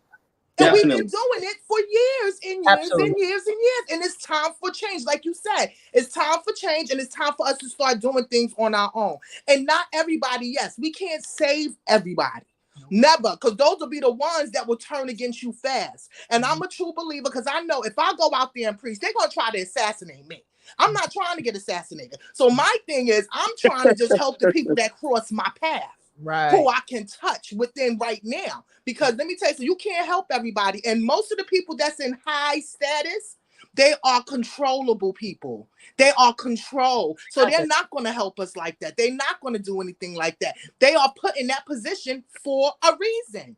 Because they're not going to say too much. You understand? So like you said, we got to do this on our own. We got to change our way of thinking. We have to deal with our mental health. Because people really don't understand that mental health is off the hook. My mother had a nervous breakdown after my brother died. So I had to be here to take care of her and was killed by the cops. And he was only 27 years old. So it's serious. So we need to work more on mental health and then Black economics. We need to stop supporting white people. I'm going to say that. I'm not supporting Louis Vuitton, Gucci, Fendi, Prada. I'm not supporting none of them. When I be seeing all these young ladies with these Louis Vuitton purses, the first thing come to my mind, who pay your bills? What's your initials? My initials is TC. The government. My initials is TC. I'm putting TC on my bag. That's my initials. Because I pay my bill. But you have all these ignorant people, they would rather give money to the man instead of saving that money and getting you a house, getting you some land, or giving something that you can pay, give to your children, or even get your ass some life insurance. You know, with all the money you're 100% correct. You're with all the money correct. that black men spend on junk and Black women spend on junk, like bags, you said. Do you realize that Black women could have their own bag companies? Of course. It could have been. But you let me could say, have your own Gucci. You could have your own logo. What have I been saying since and we spend money doing stuff this too as men badly. From even last time. Unity. That's the key word. And it sounds simple, but that's the key to all of this. It's buying Black, building homes within Black communities, supporting Black women, supporting Black men, supporting Black children. When I grew up, if I had a mental ill problem or something going on, I got a spanking. I got thrown in the room and shut up and toughen up and punched in the face. We can't raise our children like that. Right, So again, and some people, listen, some people say that we learned it from slavery and all of this other stuff. We have to stop making them excuses, man. It's 2022. The Latinos are outpacing us. White people still doing what they got to do, building stuff on the moon and going out of space. They're not even thinking about us. We have to do for self. As simple as that sounds, that's what we need to do in order to create a better life for us here in the wilderness of North America. All right, that's it. I take that. Why are we still so why is it so hard? Why is unity so easy for other groups? It's easy for the Jewish community, it's easy for the Indian community, it's easy for the Chinese community. Why is it so hard for when we can see? It's not a fair question. No, it's a great question. It's not a fair question. Everybody's That's a great question. comfortable in their dysfunction. Right, People are comfortable in their dysfunction. Right. But you know what? Listen, let me say this. That's why we have to challenge it. That's why when I call into shows like this, I shouldn't be called a troll and people saying, block him. Let's not hear his point of view. That's what we need to stop. That's part of the problem, because if you say something that doesn't go along with the collective, now all of a sudden you support Trump and you're a troll and you're a coon and all this other crap. We got to stop that. We have to be intellectual and we have to have common sense. We can't just rely on the same. We rely on stereotypes. Father's not in the home, Jim Crow, this and this and that. We got to let that go, man. I'm not saying forget it.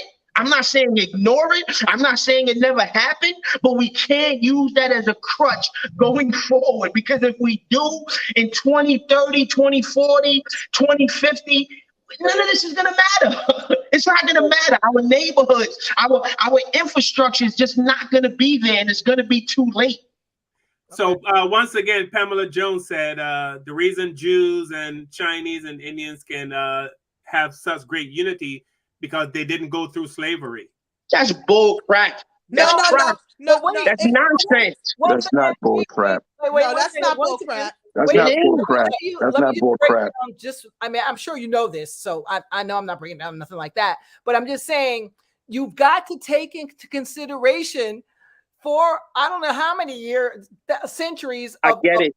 I get it. And I know what you're saying. Like me, you, the panel, we're like, oh, we're not letting nothing stop us. I don't care about what everybody else is doing. We're doing our thing, right? We're getting ours. We get it. But there are some people whose families and grandmoms and grandmas are still passing on stuff that they don't even know they're passing on, which is why you get somebody out here just shooting somebody all over the place and not caring that, wait a minute, there's some kids over there. I better not do that. Let me not do that. There's a lot to that. And I only say that because of when I worked in prisons and when I've done psychosocials and work with addicts. There's things that I can't just say you're an addict because why can't you just stop using drugs? Just stop. You can't. That's just stupid to use drugs. You know drugs kill you. Like, you know what I'm saying? There's we have to be compassionate. Yeah, I mean. So I'm sorry. I get what you're saying, and you're right. But just listen to one little piece that there are some factors that are going to make it a little bit different than other nationalities. Yes, it is. Yes. But let me say this. One problem, and that's very true, and I get that. Like I said, I grew up when brothers used to be on the corner building, and the Muslims used to be out there selling incense and have the books, how to eat to live and this and that. So I know all the history. I grew up watching Alex Haley and Roots, and that shit scared the hell out of me, okay? So I get all of that. I get that. But let me give you an example where you have Black people who love to use the term, oh, if Harriet Tubman was alive, she would have killed you because you're this and this and that. Why do you take that example as opposed to saying Harriet Tubman had compassion and she wanted to help free Black people? We have to have more compassion for each other. And I don't know where it's going to come from. I don't know how to instill it, but we have to stop being so quick to want to fight each other. Look at the Instagram beef, Facebook beef. Black people use social media more than anybody else, and we use it to TikTok and all of this crap. We gotta go back to Sly and the Family Stone. Everybody is a star. You understand? You may not have a car at all, but remember, brothers and sisters, you can still stand tall. We got to go back to that mind frame. And how do we do that? By pushing against the crutch of using slavery and what other people got. Sure, the Chinese got this, the Jews got that. I get all of that. I don't live my life based on what other people got. I live my life on base what I have, the cards that was dealt to me, and I got to make the best of it. And that's the only way moving forward. You can't keep making excuses. Even like you said with drugs. I have plenty of family members on drugs, smoking cracks. My pops used to shoot heroin in his arm. I don't care. I don't care. I couldn't tell my daughter that. That ain't going to feed my daughter. I couldn't tell her, well, your grandfather was a heroin addict, so I messed up. Figure it out. Listen, I'm gonna be 100%. And there was a point when I was homeless. Okay, I became homeless because my baby mother and I split up after 18 years of raising our child. We split up. I'm here walking the street, not a job. I was a stay-at-home dad for 10 years, and I raised my child. All the PTA, bake sales. That was me. Homework. My daughter was so smart because I got skipped twice. So education was very important. But then when we broke up, I'm homeless in the street, not a penny to my name. And I said to my daughter, listen, I don't think you should go to college right now. I don't see how we're going to pay for it. And my daughter, as beautiful as she is, she looked at me like I had 8 heads. She said, Daddy, I'm going to college. We're going to figure this out. And 4 years later, and a great degree and a great, career and everything, we figured it out. And like I said, my mother and father was on drugs. Come on. I used to get beat. I got hit with extension cords. Come on, man. I get what you're saying. There's no excuse. And we get that. And I'm not making it for anybody. I'm just saying, well, and maybe that's just my counseling side skills where I don't judge people because they don't do what I do. That's what I meant. And I'm not saying you do either, because obviously you made a way. No matter what, there's no excuse. And I'm one of them people because I was a foster kid. So I don't make no excuses. I'm making it no matter what you give me. You can put me in a dungeon and I bet you I'm coming out swinging, like just doing my thing, right? So I get that, but I don't look at Kevin or Carl and say, well, why aren't you where I'm at? So that's all. I don't want people out there. We get it. But I don't want people out there to just see everybody and like, we all supposed to be doing this and be on code and being this, and because this is what everything. No, it's not that simple. And it is simple for me and you, but it ain't simple for Tommy over there. But check this out. I agree with you 100%. But for those people that need the help, whether it's a mental health crisis, whether it's a drug help, education, money, let's provide that. That's what that $6 million homes should have been for, getting people drug counseling, maybe Infoman this and that. There are drug counselors. There are, where I'm from, Far Rockaway, they got Brothers Alive in the Hood and Faith and all these different organizations. They need $6 million. They need to be on the news with Tiffany Cross and Angela Rye and Joy Reid and all of that. These grassroots organizations need to be uplifted to help those people that need the help. But the people that need the help, there's not enough people to go around to help the millions and millions of Black people that need help. You understand? That's why. So the $6 million. So the $6 million that was stolen. The $6 million. Let's keep it. So the $6 million was stolen is the problem.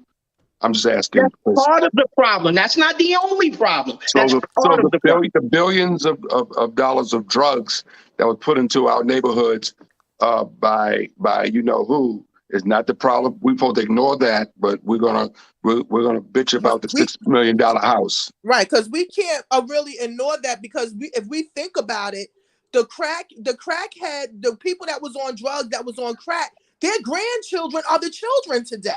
Yes. And my we mother wondering was why one they that are was affected making by the bad heroin. decisions and choices that they are making today because they didn't come in properly. A lot of them was not raised properly or had a mother or a father, like you said, had drugs in the home. Again, they normalized dysfunction, and this is why we having the problems that we are having today. True.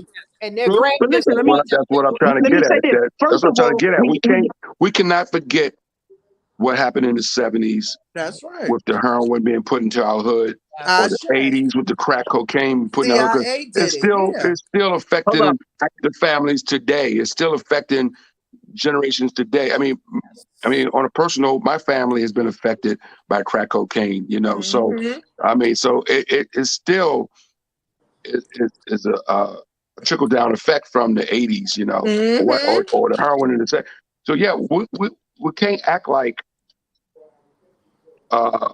what the U.S. government did by putting drugs and guns in our neighborhood in the 60s or the 70s or the 80s. I think it's supposed to disappear today. Hold on, Carl, listen, I gotta push back against that. First of all, I'm not discounting that. Like I said, I grew up around drugs. I went to prison for selling drugs. I get that. But I have to push back against something. There are a lot of myths that people believe is true, and it's a lot more complicated than what people believe. Now, the CIA is not solely responsible for putting drugs in the Black community. That came from the Iran-Contra affair with Oliver North and Ronald Reagan, okay? And it was horrible. If they brought 1 kilo of cocaine into this country, it was horrible. But even before Oliver North, before the CIA, there were people bringing in drugs into this country. Mexicans, Colombians, whoever, even Frank Luke. I don't want to say no names, but there were Black people who were going to foreign countries and bringing the drugs in. So it's not as simple as blaming the white man, the government for bringing the drugs in. Can I say something? That's number one. I know the history. Can I say something? Brother, I know the history too. But I know the history, but it is the white man's fault. I'm in California, brother. Please don't.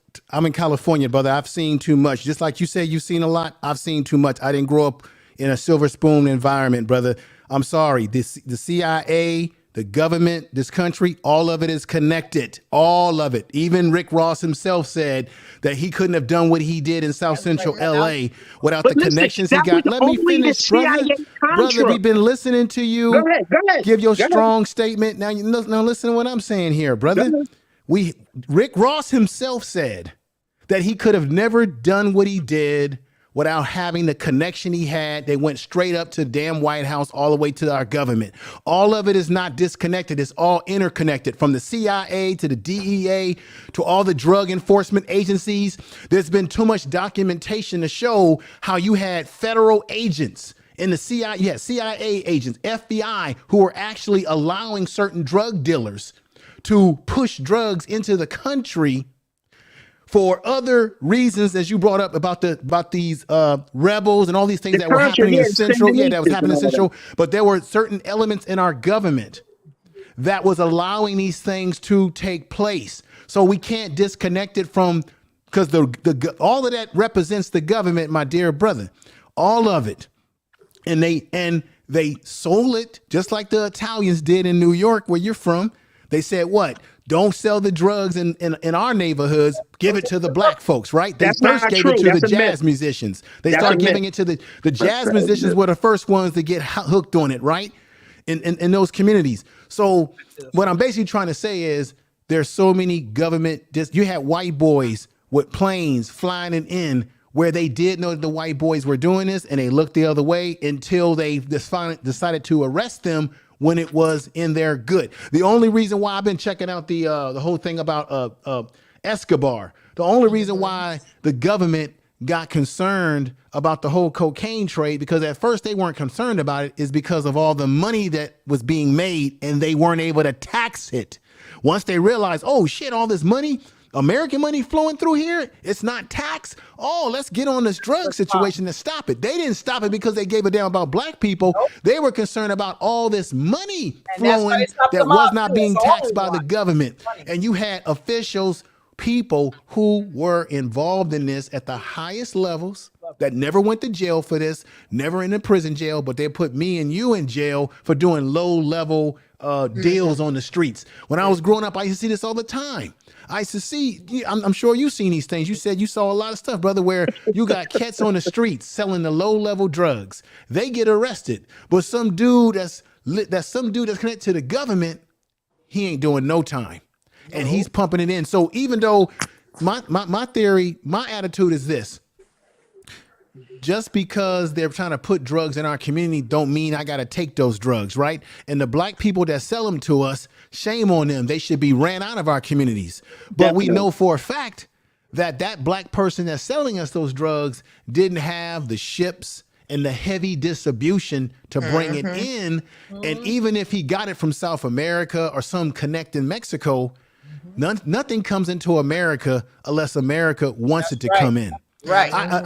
Where I work at, I deal with tons of guys that are doing time for selling drugs as well.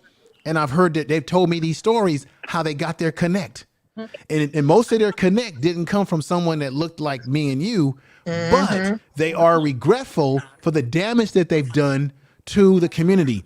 I'm not a big fan of Rick Ross because Free Ray Ricky Ross, in my opinion, as he has gone around and given speeches about what has happened, and I respect that part of him talking about what really happened, he still hurt the community. And that's why I don't look at him as some big, because he did things that hurt the community ultimately by allowing himself to be used as a pawn because he wanted to make that money. When I lived in, we had a brother by the name of Felix Mitchell in Oakland. I lived in Oakland. He was one of the biggest drug dealers in the world. And when they gave him his funeral, everybody in the community came out. They had the casket with the horses going down. Everybody know what he was doing. But guess what? Felix Mitchell could have never done any of the things he done with the drugs had it not been for a higher up system that allowed them drugs to come in. You said Frank Lucas. Frank Lucas had a connect. If I'm not mistaken, you correct me. Didn't he have a connect through the military where they were bringing it in through those planes? Somebody in the military had to know what was going on high up to allow that to come in because they were getting a kick out of that money. I'm not even going to go into that because it gets a little personal and I don't want to start naming names. Oh, okay. No, we don't want to do that. but I don't know nothing. We don't want to get the 5 comic show shot up here. No. But listen, it was Black comics. We don't want nobody to come busting through the door here now. Atkinson was part of that. Sergeant Smack, where they was putting the drugs in the planes and the coffins and all of that. So again, that's my point. There's a lot of people that was bringing drugs into this country besides that one instance where you have Free Ray Ricky Ross. Even Ricky Ross, at the time, there was dealers bigger than him that we don't even hear about.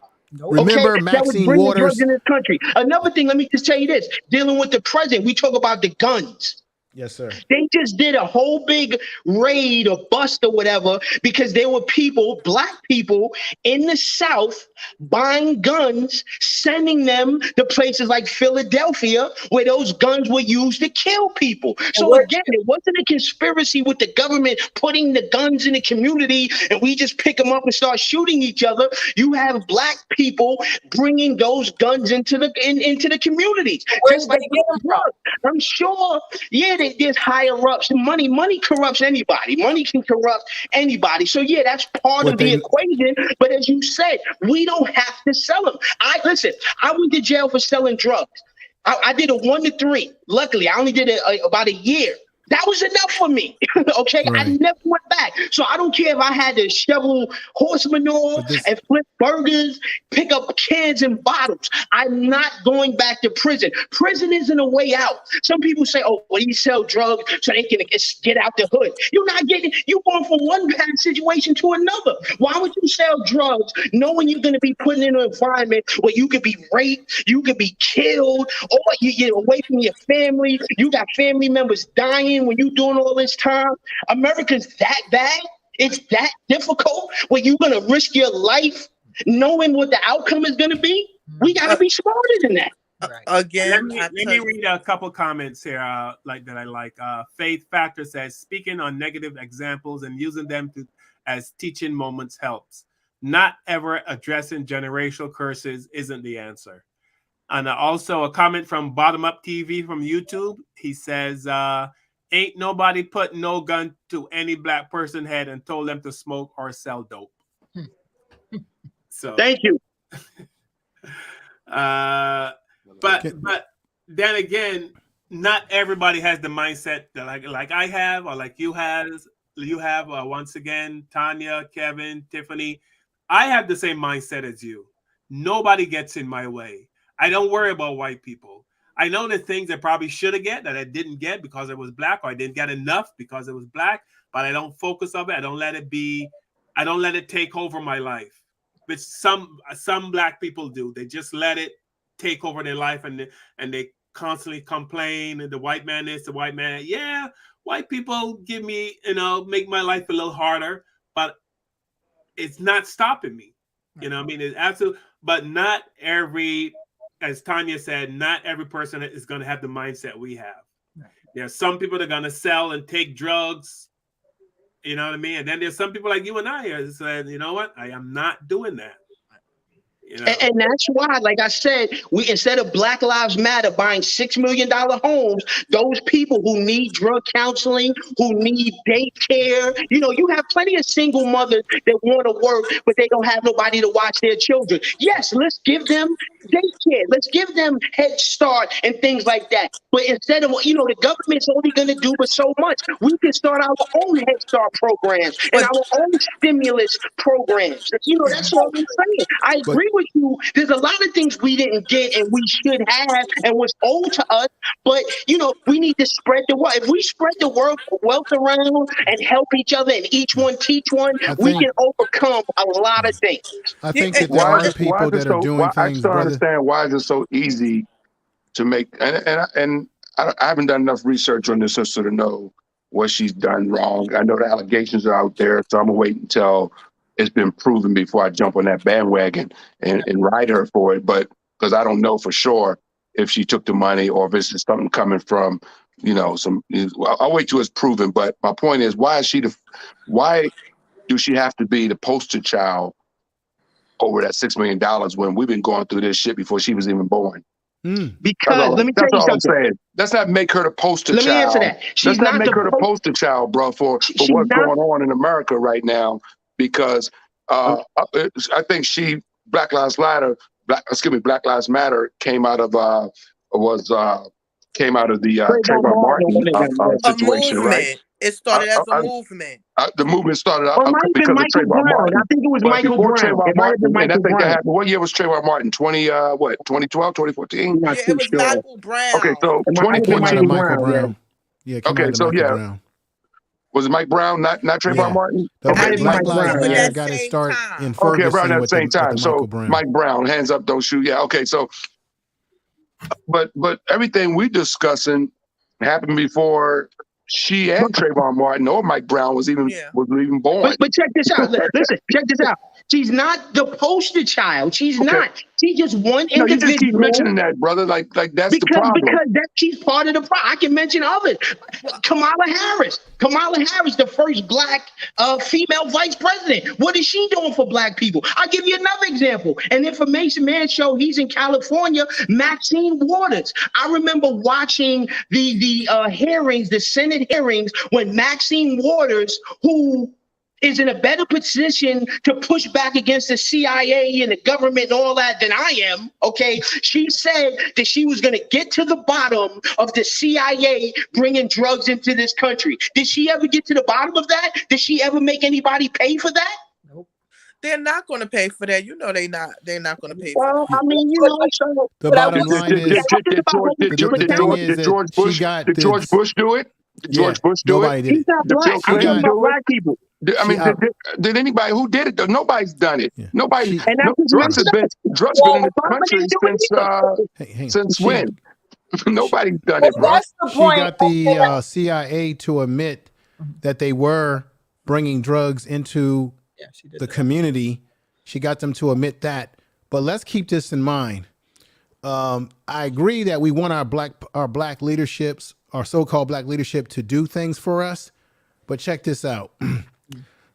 Because the drug problem not to labor this point, because the drug problem is so laden in our country and through our government and the way things were, there was no way that Maxine Waters was going to bring the whole cards of the House down, because if she was to do that, that means you would have to bring the whole government down and all of its institutions. And guess what, brother?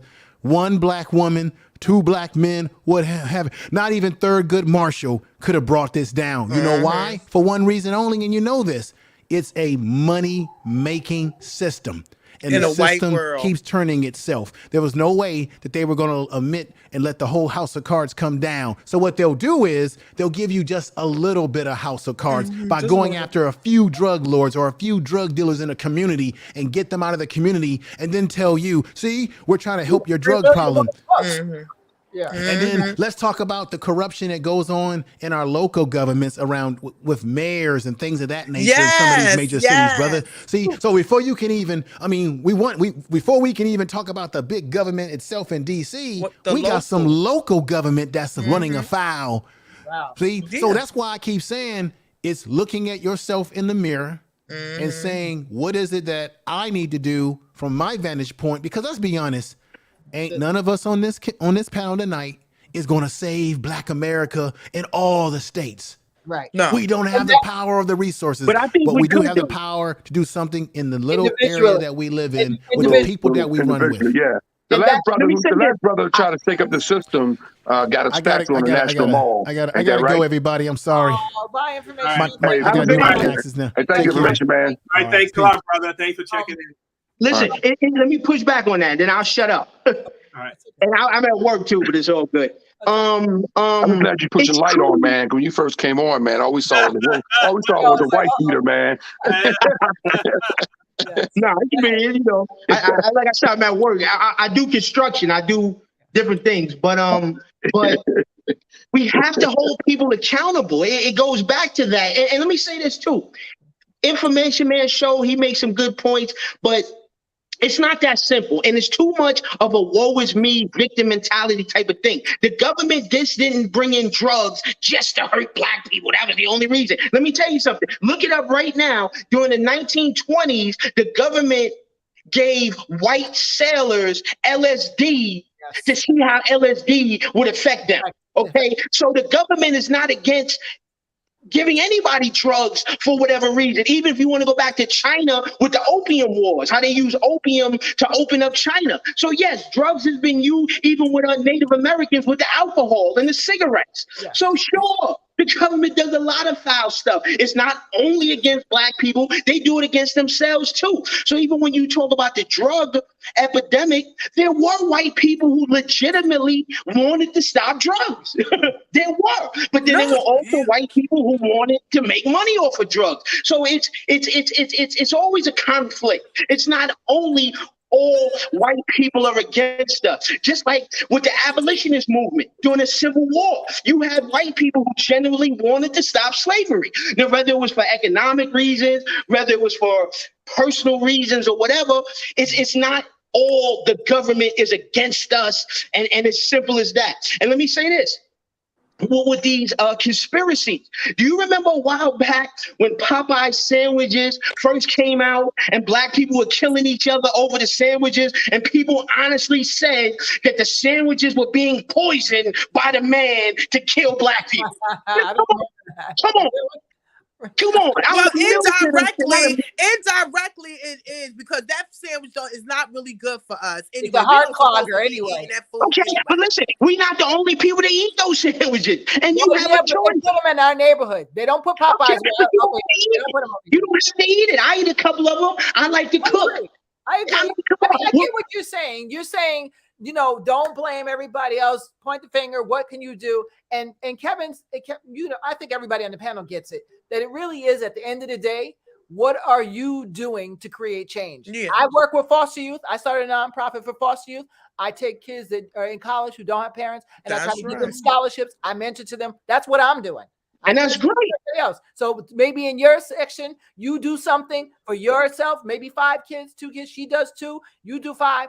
slowly we start seeing But Tanya, I gotta push back, Tanya, because unfortunately, the little bit that we do is not enough to turn this shit, man. It's a tsunami. Okay, we're holding up an umbrella against a tsunami. Okay, and if there's no hope and it's nothing anybody can do, and we can only do what we can do, then that's what it is. But I just have hope, and trust me, I get pushback from a lot of people. I didn't just start having this conversation. I've been having this conversation since the 80s, and I get a lot of pushback. Okay, but if there's no hope, then there's no hope. I would like to think that, again, unity, that one small world that Queen Latifah made a song about back in 90 whatever, if we could only get that, we could have great communities. Not be equal to white people, not control the CIA and redlining and all, and 200 years of slavery. That's all that is what it is.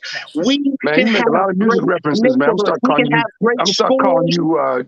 you DJ Wife Beater, man. Hey, we can have great schools. We can have mental health. Listen, you talk about solutions. What we need, instead of the NAACP, who's outdated, instead of Black Lives Matter, who's a scam, we need a national organization that we can all donate either money, time. If you're a lawyer, you can do pro bono work. If you're a counselor, therapist, you can donate your time, whatever. We need this organization to set up branches and key states and key part of the community and reach out to the community. Let's say in one particular community, brothers is good with their hands fixing cars. Start trade schools. Let's say, and then black women, men, let's say you do hair. Create scholarships or whatever for people to do hair. Like I said, buy real estate, hire the black people in the community to fix up the homes. Okay? So that's what we need. You know what I mean? If people is donating 90 million and all of these big numbers, we need a national organization that trickles down that money to us in the communities. And that's the solution. No, that sounds all Ninja. good. Let's welcome Mental Ninja. What's up? Hey, that sounds all good, but it's all about who is going to organize it. You have a lot of people that don't know how to organize. Yes, and then some get in there and then they flip on us. Like, I won't say no names. Yes. There was somebody. Do it. I'm not gonna flip. Let's us do it. well, you need to write that plan down because I'm loving that. I'm loving that 100%. Because it's all about writing it down. Tanya, I've had that plan in my head since at least 86, 87. Get it popping. You got time now to do the real plan. Well, I mean, this is a start. Let's give Mental Ninja some time. Mental Ninja, sorry, we're a little passionate. What up with y'all? What's happening? Peace to chat and the panel and everything. I get it. The idea of organization always seems like a really valid one, only because, like, inherently we've learned that things in America have always been done through organization, right? But there's a level of organization to where it doesn't really change, because how in communication are the majority to the one or the few that are organizing? Are they having daily interactions? Do the organizers stop by the people's houses one by one to pick their brains and find out what they individually really want? So at that point, it becomes the same system of a governmental or a control mechanism that oversees the decisions of other people. And that is like more or less communistic capitalism under the guise of democracy, where the people don't get to have their vote per se individually. Is always this idea of public or society, which are neither flesh and blood. And so society says this, science says this, the public opinion says this. None of those people, none of those things are people. They're just concepts and ideas. So rather than having a collective a group to organize everybody else, the simplest and most fundamental way to get it done is this idea of, you change yourself. And if other people change with you, that's cool. But if you change yourself, then the way you interact with other people also changes. The world itself has essentially gone through a period of a situation of change. But to want other people to do the work for me is going to be so hard, And a lot of times it seems more like frothy emotional appeal to think that we all need one leader. You know what I'm saying? If the case is that we need one leader, how do we know how to pick that leader if we can't ourselves lead ourselves individually? And that's something I think that should be really considered, you know, because once you get to a certain level, you know, we live in a society that has a government, which is really a military. And every department, the Department of Education, the Department of Justice, the media, they're all different branches of this military. And the whole purpose of this military is population control, is to push ideas, to conform people to the government's narrative. The enemy of the state is the people, and the sovereign individual that's able to use logic and formulate their own opinions based on what they view to be valid, good, and true, is the actual enemy of the state. Government equals control, which is govern, and mentis means mind, to control mind, depart mind, to go move away from the mind. Anytime you have ment in it, comes from the word mentis, is involving the mind. And I think that what we individuals need to do is like go through the inventory of themselves. Find out what is good and true for themselves. And that means that you have to admit that there might be some bad stuff to find there, character assets, character defects, and work on those. But for me to expect you guys, you know, I have to make you guys accountable. Like everybody must wipe their own ass while they're able to. That's a good point. I'm sorry, but that's a good So we come right back to what, once again, is saying unity. I mean, everything everybody's saying comes right back to what, once again, is saying unity. Right? We need to unite. But then we got people in the panel saying we can't unite because we've been through slavery. So where does it end? Are we doomed? Exactly. Absolutely not. How do you think we got here? Are we doomed? Okay, but you're saying that we can't unite because of slavery. So we can't. I didn't say that. That's not what I said. No, mental. You had more mental. That's not what I said. I said we need to take. We always have to still take it in consideration. Somebody in the chat said it. Okay. Because of slavery, and you said something similar before, Tanya. That, well, in the sense of years, you know, they said they're going to control our minds for the next 400 generations. Yes, but that's where does it end? That's all I'm looking for. Why are we still in this mindset? Why are we still 100 years later? It's just part of comfortable. People are comfortable in their dysfunction. Nobody don't want change. I did my work. I did my homework, my mental therapy, my psychological evaluations. I did. So there's no help. There's no help for Black people then. I mean, that's what I'm hearing. There's no help. Yeah, that's what it sounds like. Really, there's no hope. I have 100% faith in my people. 100%. And let me say this too, for what the mental ninja saying. I'm not looking for the government to do that. I'm not looking for communism, socialism, whatever. That's why I said we need a national organization and not an organization that's heralded or led by one person. No, it needs to be a collective where everybody, like I said, contributes. Everybody gets a accounting statement of where all the money's going. You understand? Like I said, in each community, you go, like you did say, you go door to door, more or less. Listen, we have a community center where everybody can come and say their ideas, and it's not funded or controlled by the government. Sure, we can take government aid, we can take government whatever, but we have enough money and enough infrastructure where we can create this organization and put it in each community and then go to the grassroots. Like I said, here in Queens, they have so many grassroots organizations that don't get the recognition and the money that they need. We need to put that in their hands. Another thing, people complain about the school to prison pipeline, and in school they took out the music, they took out the trades and all of that. Why can't we have after school programs where we're teaching young Black men and women construction trades and things of that nature? Why can't we do that? Why not? Let me ask a question. Are there more poor Black people in America than Black people that are middle class and well off? Are there what? It doesn't matter. No, it does matter. Are there more Black people doing well in America than poor Black people? Is the question for the panel. There's more people that are indigent than there are people in middle class or above. Because you got to remember that to consider that we make up a roughly 13 to 14% of the entire population. Truthfully, there's more white people in poverty than there's probably all black people in America, just to be by statistics and ratio, right? But 6% of our people that are 7% is 6% is roughly male 18 and up. And then the other half is female 18 and up or something like that, right? And you have about, half, 4% of those males are either currently incarcerated or, like me, a convicted felon.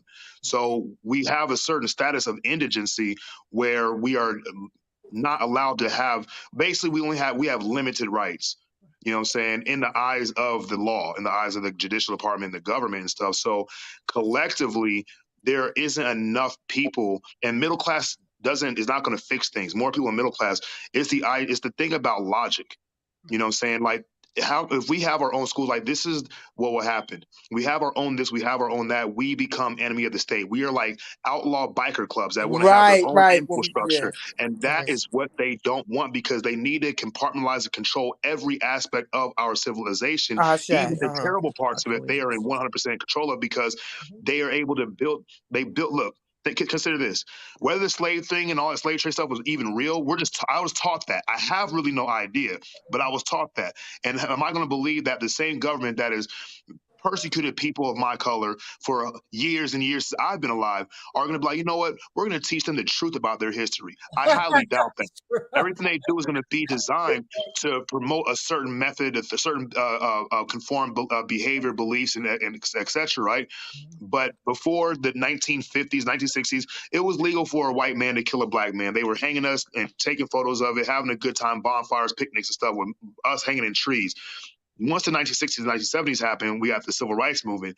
All of a sudden, it's illegal to kill black people because of whatever happened with those two Jews and the black guy and stuff in the South, right? Mississippi Freedom Riders, Mississippi burning, right? And then all of a sudden, as if the CIA themselves waved the magic wand, there's drugs, there's guns, there's all these horrible Uzis weren't made in Harlem, probably whatever that thing from New Jack City. All of a sudden, the guns and stuff start popping up, and now we're killing ourselves. And this is what continues is blacks are still dying. That is the main thing.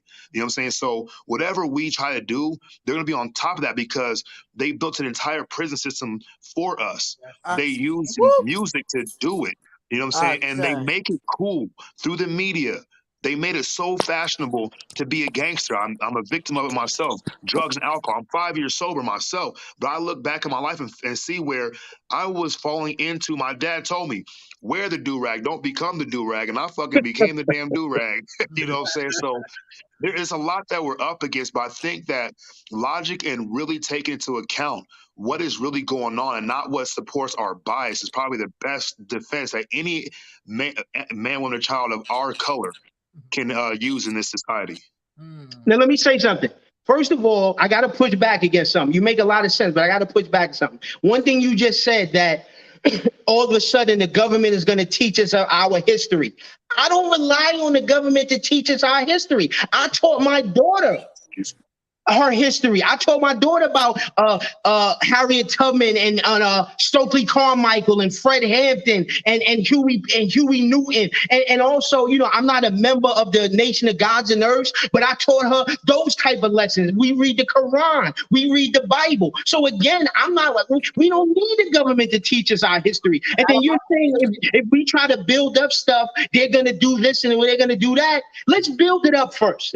Let's build this stuff up. And like I said, I'm willing to defend it. You know what I mean? But let's build it up. Let's not say what we can't do, because again, if we can't do nothing and everything is the way it is and it's going to be that way forever, we might as well not even have this discussion. And then unfortunately, like I said, it's going to come to a point where the Democrats don't need our votes anymore. And you guys did a show about that, the Democrats and blah, blah, blah. It's going to come to a point the Democrats don't need us. You have people coming from other countries that don't care about slavery, systemic racism, and none of that. They're building businesses. They're buying homes. They're buying land. Like you said, the Ukraine, Afghanistan. I know people in the military that seen this firsthand. Yes, Ukrainians, Afghanistan, they getting all this money.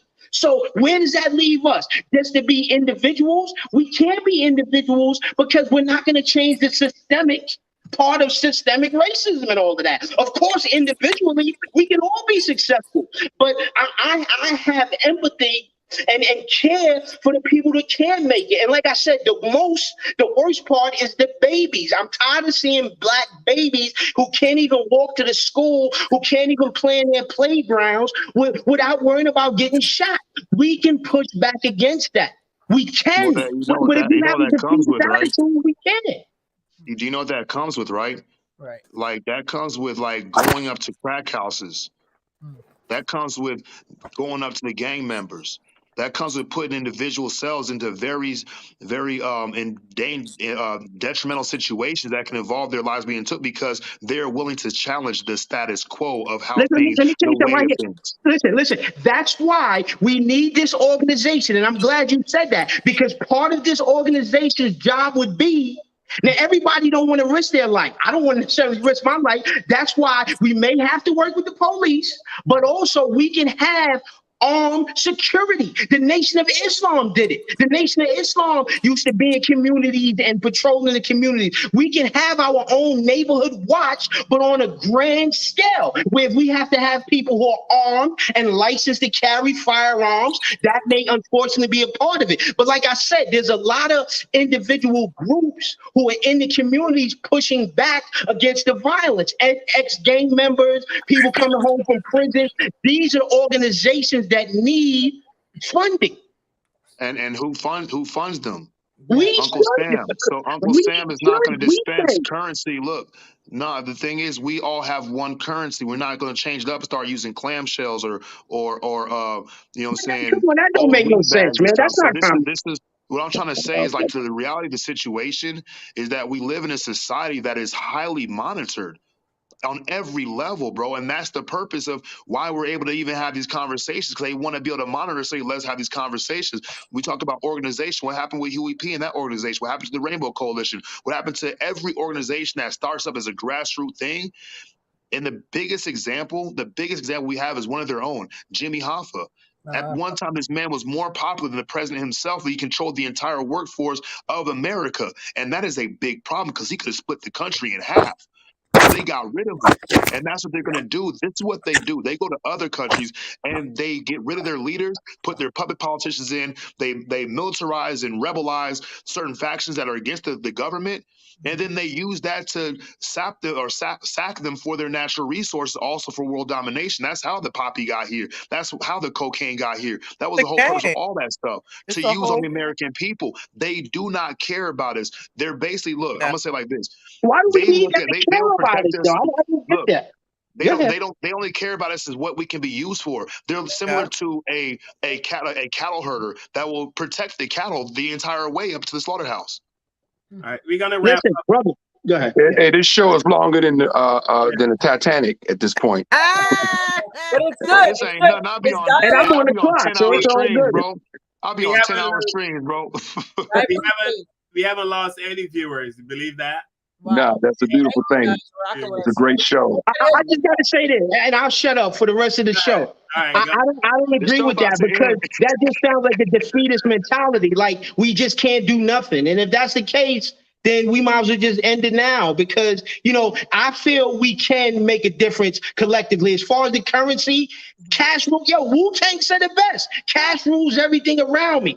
We can control money. We can control resources. We can do that. We can do it. If we can't, you need to set your plan up. Everything that you said tonight to us, you need to find somebody online, Google, Smoogle, Ferber, have somebody document everything and put it together. Yes, and because start putting it to people. Why can't we do it? Once again, I'm gonna say like we say in Alcoholics Anonymous. Thank you. I can't be more excited for your sobriety than you can, bro. You're gonna lead by example, and if nobody follows you, at least you do it. Yes. That's the whole key. Because I want the whole world to come together. I want us to be on top, but to see that happening, like I wake up one day and the world's changed, I doubt that. But what has happened, I've effectively, by participation in understanding that I am deficient in many aspects of my own life, my insecurities, my drug and alcohol addiction, making certain decisions that are proper and better. I had to get atonement with that stuff, and like, you know what? My homeboy's still drinking drugs. My homeboy's still going to prison, doing this, that. But my life has changed because I have changed it. But I believe that there is possibility for change. And really, that's all you really need. And then people will follow you, and they'll follow you until they can follow themselves. Exactly. And we lead by example. With all the people that you named, they're my examples as well. But to do it, anybody can be king. Anybody. Yeah. But heavy as the head that wears the crown. Yeah, but check this out. That's the thing, brother. Like Cherish once said, I don't want to be the king of a record.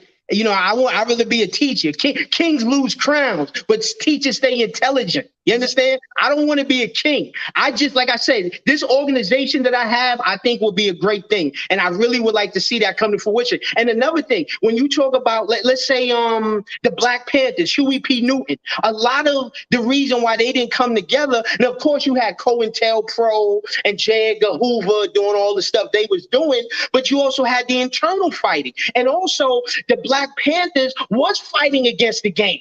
They was trying to get the drugs out of the community, but unfortunately, a lot of them fell victim to the drug. You understand? But we can push back against all of that. They fell victim to the FBI. Right. That's what I was going to say. But can I say this? On that, because the solutions is really at the end of the day what it's about. You have brilliant ideas, and the Mental Ninja. You also said a good piece. Yeah. That is really individually what we're doing. We don't have to all say, okay, all 10 of us are 5 o'clock. We're going to build $5,000. We're going to build a school. It could be me saying, okay, I'm going to go to my little set of friends here. I'm going to have a bake sale, raise some money. I'm going to go over here, have a bake sale, raise some money. And now we're going to put together whatever it is, whatever that one idea is, because your ideas are brilliant and it can be done. It can be done with little things that because let me tell you how I know, because where I live, we needed a new gym. Now this is a whatever area, whatever. Okay, I'm up in Westchester, whatever. And so you live in Westchester, okay? They got budget. No, I'm right near you. They got. I'm a little bit north though, but they got money. Put it that way. They got long money for schools. The teachers get paid nice here. They talking about we need an outside gym. Okay, do you know they got that money together? It was like I don't know, 150,000, whatever it was. They got it up like this. You know how they did it? Why can't we do that? Big sales. Car wash, like just little things that you wouldn't think of. They got it like this. Right. And why can't we do that? It's all about organization. Yeah. Hey, look, I'm gonna say we do. We are doing it. I know. Hey, I'm gonna say in some aspects we are doing it. There's I'm an outlaw biker myself. Hell's Lovers, right? There's a club called Outcast, all black. Hell's Lovers is multi-ethnic and stuff, but majority black, and that's what they do. But the thing is, the government doesn't recognize it. They live outside the law, which is when you want to be an individual in a conformist society with things called government and democracy and capitalism, communism, and you have to vote, but you don't even know where your vote goes. They could go to the same place Santa Claus letters go to. Who really knows?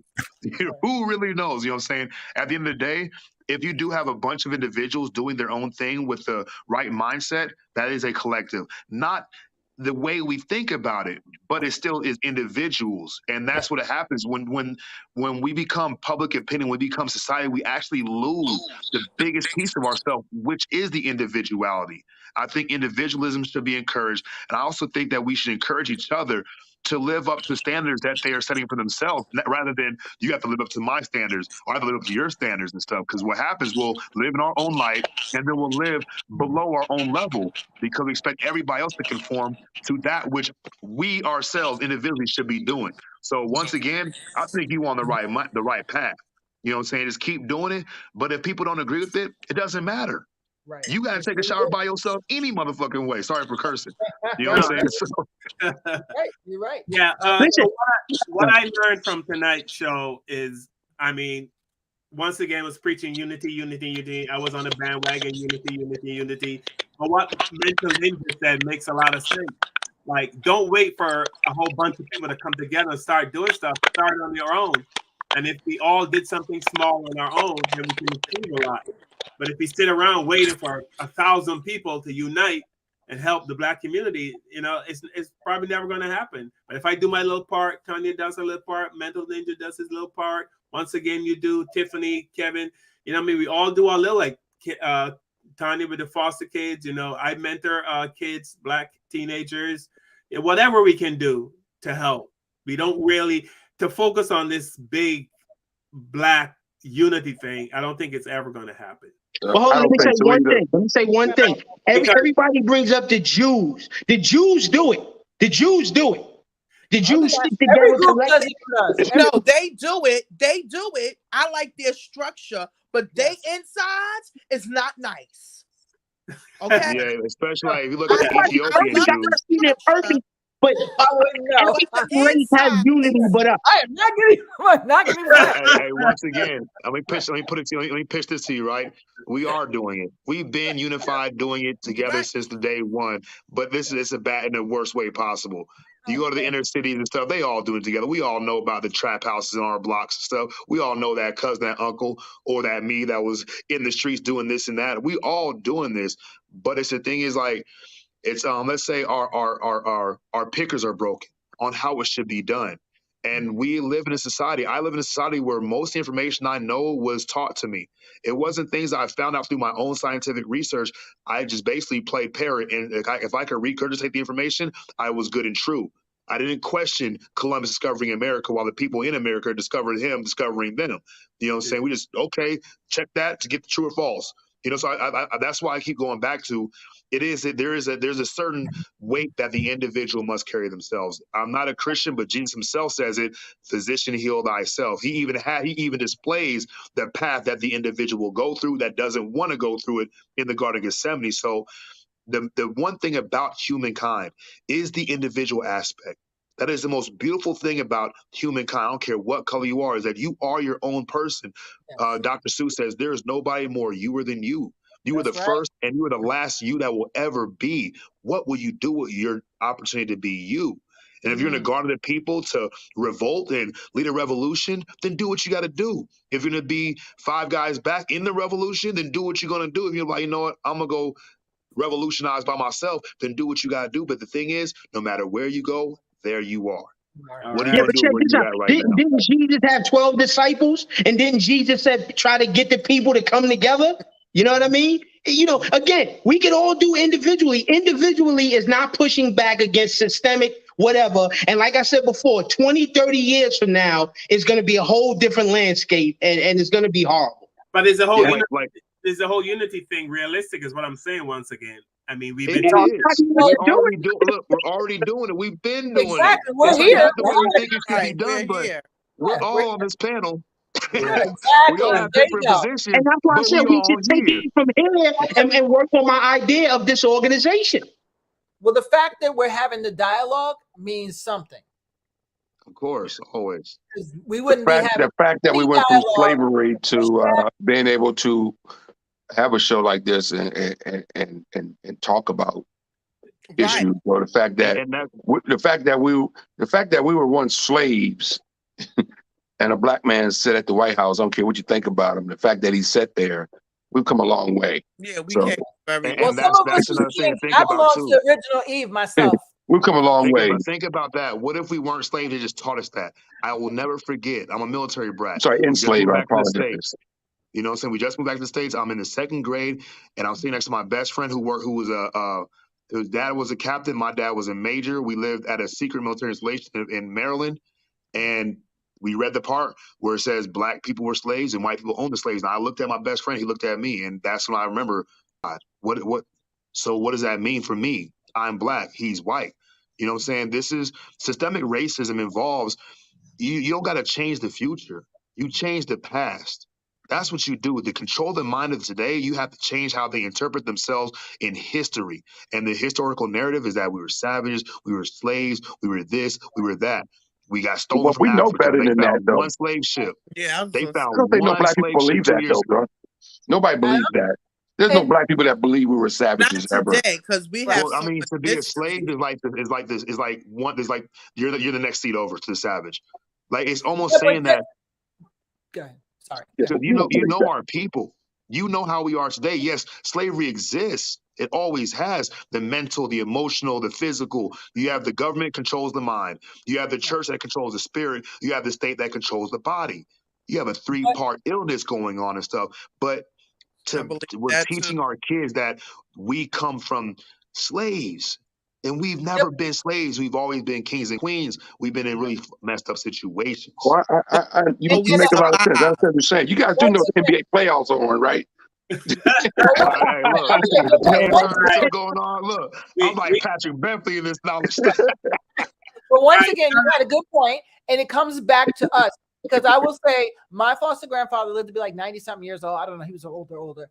And I don't know why, but I never believed none of the narrative that they told me. And I was in a pretty much all-white school. And my private school especially was like, ugh. But I just never listened to anything they said, because my grandfather would sit me down, take me for walks and say, you know, in 18 such, you know, what this happened. And he would tell me the good stuff. He never told me the bad stuff. So I was like, oh, who did it happen to? I know it happened to us, but you know what I'm saying? It was never like, bam, because I had someone over here, which is what we need to take responsibility for as parents, is teach our children what the truth is. Yes. That means we have to really get outside ourselves and learn some stuff. A school's not telling my kids. My daughter's 33 and the other's 25. Ask my kids anything. That's that right. My mother taught me. Demeaning or mind blowing, and they'll be like, "You poor thing." That's what they're gonna tell you. Like the judicial department is a department of the government. It's their department of what they deem to be justice. You know how unfavorable it is to people like us. Of course, but you know what I'm saying? But that's when we get do more like truth in that than we do. What I'm with once again on this. I don't care what everybody else is saying or doing. Finally, right? I care, but technically speaking, when I go out in the world, it's like this. Yeah, that's me. I'm getting mine. Don't care. I'm getting whatever I need, and I'm gonna help whoever I can help. Period. Right. Everything else becomes a comma and everything after whatever. But I don't really care what the government is doing, because guess what? They're gonna do what they're gonna do, regardless of what I do. You know what, the 5%, there's an interview with some 5%ers from 1967, and the guy said the same thing. It blew my mind to hear him say it. The government's right exact. They got a job to do, but we got a job to do too. And I'm sitting here like, wow, like, and I never would imagine somebody from the 60s even speaking in that manner. That of was like at the Law School on 100 in Harlem, like around 125th Street. That's the Allah School in Mecca. Oh, yeah, I mean, and like is one it thing on too video? is like, Can I find that? yeah, so on YouTube, definitely. You type in 5%er and like 5%er, and it type should in probably be a the black and white nation of video. gods and earth. There's two separate ones. Now you don't want to go to their actual site, but you type in 5%ers, and it should pop up with two interviews. Or one of them is a black and white one where this white reporter is interviewing a bunch of black 5%ers, and that's when the guy says that. It's like 3 minutes long. The second one is a younger, light-skinned 5%er talking about, it's in French, but it's in English. And he's talking about how building the youth and stuff and how to educate the children. Like they're both like 3 minutes, but just to listen to how they spoke, it just like in my head, I just was like, man, this is amazing. They were very conscious in this. They was very conscious. Yeah, way more than the 60s, the 70s, even the 40s. That's why in the 40s they fought more. 40s and 50s they fought more for education, because remember they didn't want us to read. They didn't want us to have no education. This is what you need to pick up. This has a lot of lessons: the weight of the earth, the circumference, how much useful land. This is a very interesting book that you can read that has a lot of the 5% knowledge in this book. And I grew up around a lot of 5%ers, and I learned a lot from them. 5%ers have a beautiful system. Chat said that 5%ers were wicked. I mean, they can. So, hey, look, I'm in a secret society. Everybody believes my secret society is wicked. I'm in a motorcycle club. They believe that's wicked. I'm black. Security guards follow me while I'm Walmart. You know what I'm saying? You know why they say they wicked, Cole? Because the 5%ers say that they're God. And probably people who are religious have a problem with that. Yep. You understand? They say that they are God and there's no mystery God. Now that's a whole nother. That's a whole nother show. That's a whole nother good show. Actually, like, I'm just looking at the knowledge part. Individualism. The useful knowledge that we all can use to benefit ourselves. That's the part that I look at. I'm not a 5%er. I never claim to be. I have a lot of people around me that always say, "Why you never join? Why you?" Because that wasn't me. But that's a lot of work. The best part. A lot of memorization. That's you have knowledge, you have a lot of useful information that even like the Nation of Islam, you don't have to be Muslim to eat the right foods. You don't have to be Muslim to respect your wife and your family. Mr. Mental Ninja guy just hit a joint. Let me clarify. Okay. Your supreme wisdom, yes. When Jafar said that the 5% were wicked, he meant wicked good. Oh. Okay. So he said WIKID. So I'm assuming that Jafar is white because only white people say wicked good. No, but let me tell you one thing about them, and this goes with the nation too. I got to tell you, I've never seen nobody take brothers off the street and have them infected with so much information that makes them feel empowered that I was like, wait, how did they get that? If I thought we couldn't learn, I thought we couldn't. Oh, so you're familiar with them? Oh, I know it very well. Oh, yeah. I know it very well. Oh, yeah. Oh, okay.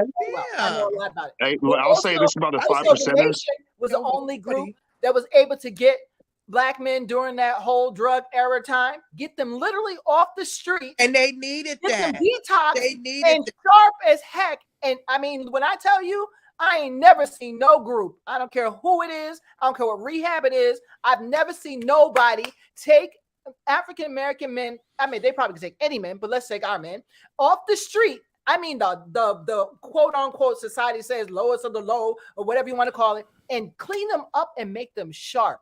I sat and talked to a brother like about a year ago, and he told me his story. I was like, "You was what?" He was like, "Yeah, I was in prison. I did this." I said, "No way." He was just so sharp and he's so smart. That's the power of any of those types of groups. My problem with the nation is they didn't do that for everybody. I'm in my student enrollment right now with 5% nation. Kevin, you got a point. Why they take all Black men that are struggling with drugs? Why had to be somebody that's part of an organization? You Black, you Black, right? That's the way I look at it. Well, I'm gonna give you all a little history about AA, right? For the first almost 10 years of AA, Alcoholics Anonymous, you couldn't come in with unless if you weren't white. You know what I'm saying? And they were really strict on how they did. It was almost like a secret society. They had a vouch for you. You had to show up a bunch of times before they let you in to give you the lessons of the 12 steps. Now, that's very true what he's AA saying. was founded. The first Black man came, I think, in Bill and his wife started, didn't they? Yeah, but they didn't. So the first Black men were two Black men that were in a room or in a little where Bill Wilson was speaking, and they walked into him after the meeting or whatever it was, and they said, "Hey, are we allowed to do this?" He said, "Yeah, I'm gonna invite you." So he personally invited these two men, which became the first two Black men. But this is the disparity in AA. I go to meetings every single day. I sponsor guys, right? I'm highly involved in Alcoholics Anonymous because the thing changed my life, and I got to. Is that it's only usually like one or two Black people in the meeting. About 50. Well, that's because we're but you go to Narcotics Anonymous, we're there. You know what I'm saying? But I'll say this with AA, and it's the white privilege idea. You know, it's more comfortable for a white person to get sober, and they have the financial back and they have the emotional support than it is for a Black person to get sober. And this is one of the things that to go with once again talking about is we do need an internal resource. An internal resource, so we're not like a group or like a certain building of human resource, but we need to have that. We need to start pushing across the ideas of internal resource and helping out other people. We do want to focus on Black people, but we don't want to make it so biased that they think that they can't get the job done unless they're only helping Black people. You help everybody, but when you see a Black person any way, shape, or form, and one of the biggest ideas about coming together, like nobody gives a damn about a convict in prison with no money on his books. Like that was me. My parents did not put money on my books because I put myself there. Right. But if we had some kind of resource where you have a business, like, okay, we're going to take $1 out of everybody's check who wants to sign this, and that's going to go to a certain inmate and stuff, so we can have food on his books and stuff. And we're also going to supply this person with a job. Otherwise, we're leaving certain organizations to lead this front, but they're only going to take care of the majority of the convicts, which are going to be Caucasian, and not a despairing ratio of Blacks that, even though we are a minority, we still make up more than 50% of the entire population of the jail. Because we ain't got no money for lawyers, and because they take our offense and they make it more crucial. That's why. And the new Yeezys just came out too. We rather wear new Yeezys. You ever heard of white folk killing? Once again, you ever heard of a white folk killing other white folks for New Balances? Of course not. Of course not. Of course not. But when are we gonna have a discussion individually in a Zoom on how to do these things, how to get these things done? Those are the things. We can't just talk. We gotta walk. I'm here. This is my suggestion. I do have a suggestion for that. Is you got to look at who's doing that and how is it working. I'll tell you right now, Alcoholics Anonymous has a excellent look. I'm no BS. I'm in a secret society. I'm in a motorcycle club. I'm in the Rosicrucian Order. Alcoholics Anonymous is doing stuff. The way their system runs is so effective. It would make a better system for government locally, globally, nationally than any other system because it has three levels. The steps for the individual, it has the traditions for the groups, and it has the concepts for the entire world body AA, and it works really well. And they have the hospitals and institutions, which I'm a part of as well. But it's so compartmentalized, it actually works really well for those who want it to work for them. So there's only so far you can go. You can't get a person sober. You bring the information to them. You always make yourself available. It's up to them to get honest with themselves. And I think that AA, if you study their format, go to a couple of meetings, check out their world services and stuff, like, you know what, we can mirror something just like that for our own people. Yeah, you're biting, but you're biting in the best way possible to get things done. Something that works. Unity. It's what it comes down to. So mental health awareness. End on, Carl. Unity. Yeah. Mental health awareness. That's I think you guys are killing me, man.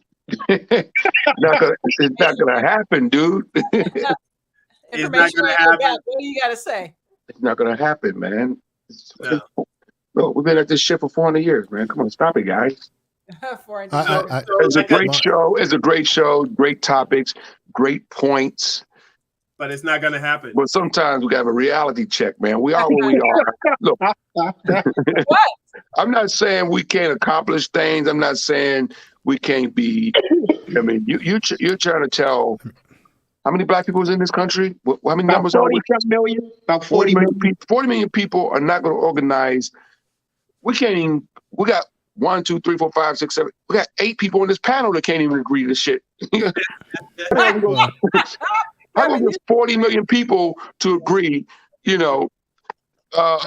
Look, there's people like I was reading an article on Master P, man, who's opened up some grocery stores and businesses down there in New Orleans and got a bunch of black people working and doing their thing, man. Master P put his money where his mouth is. A lot of people are eating because of that, brother, man. Look, it could be individually done by people like that, like a Master P or a Tyler Perry who employs lots of African. I mean, it's happening on certain levels.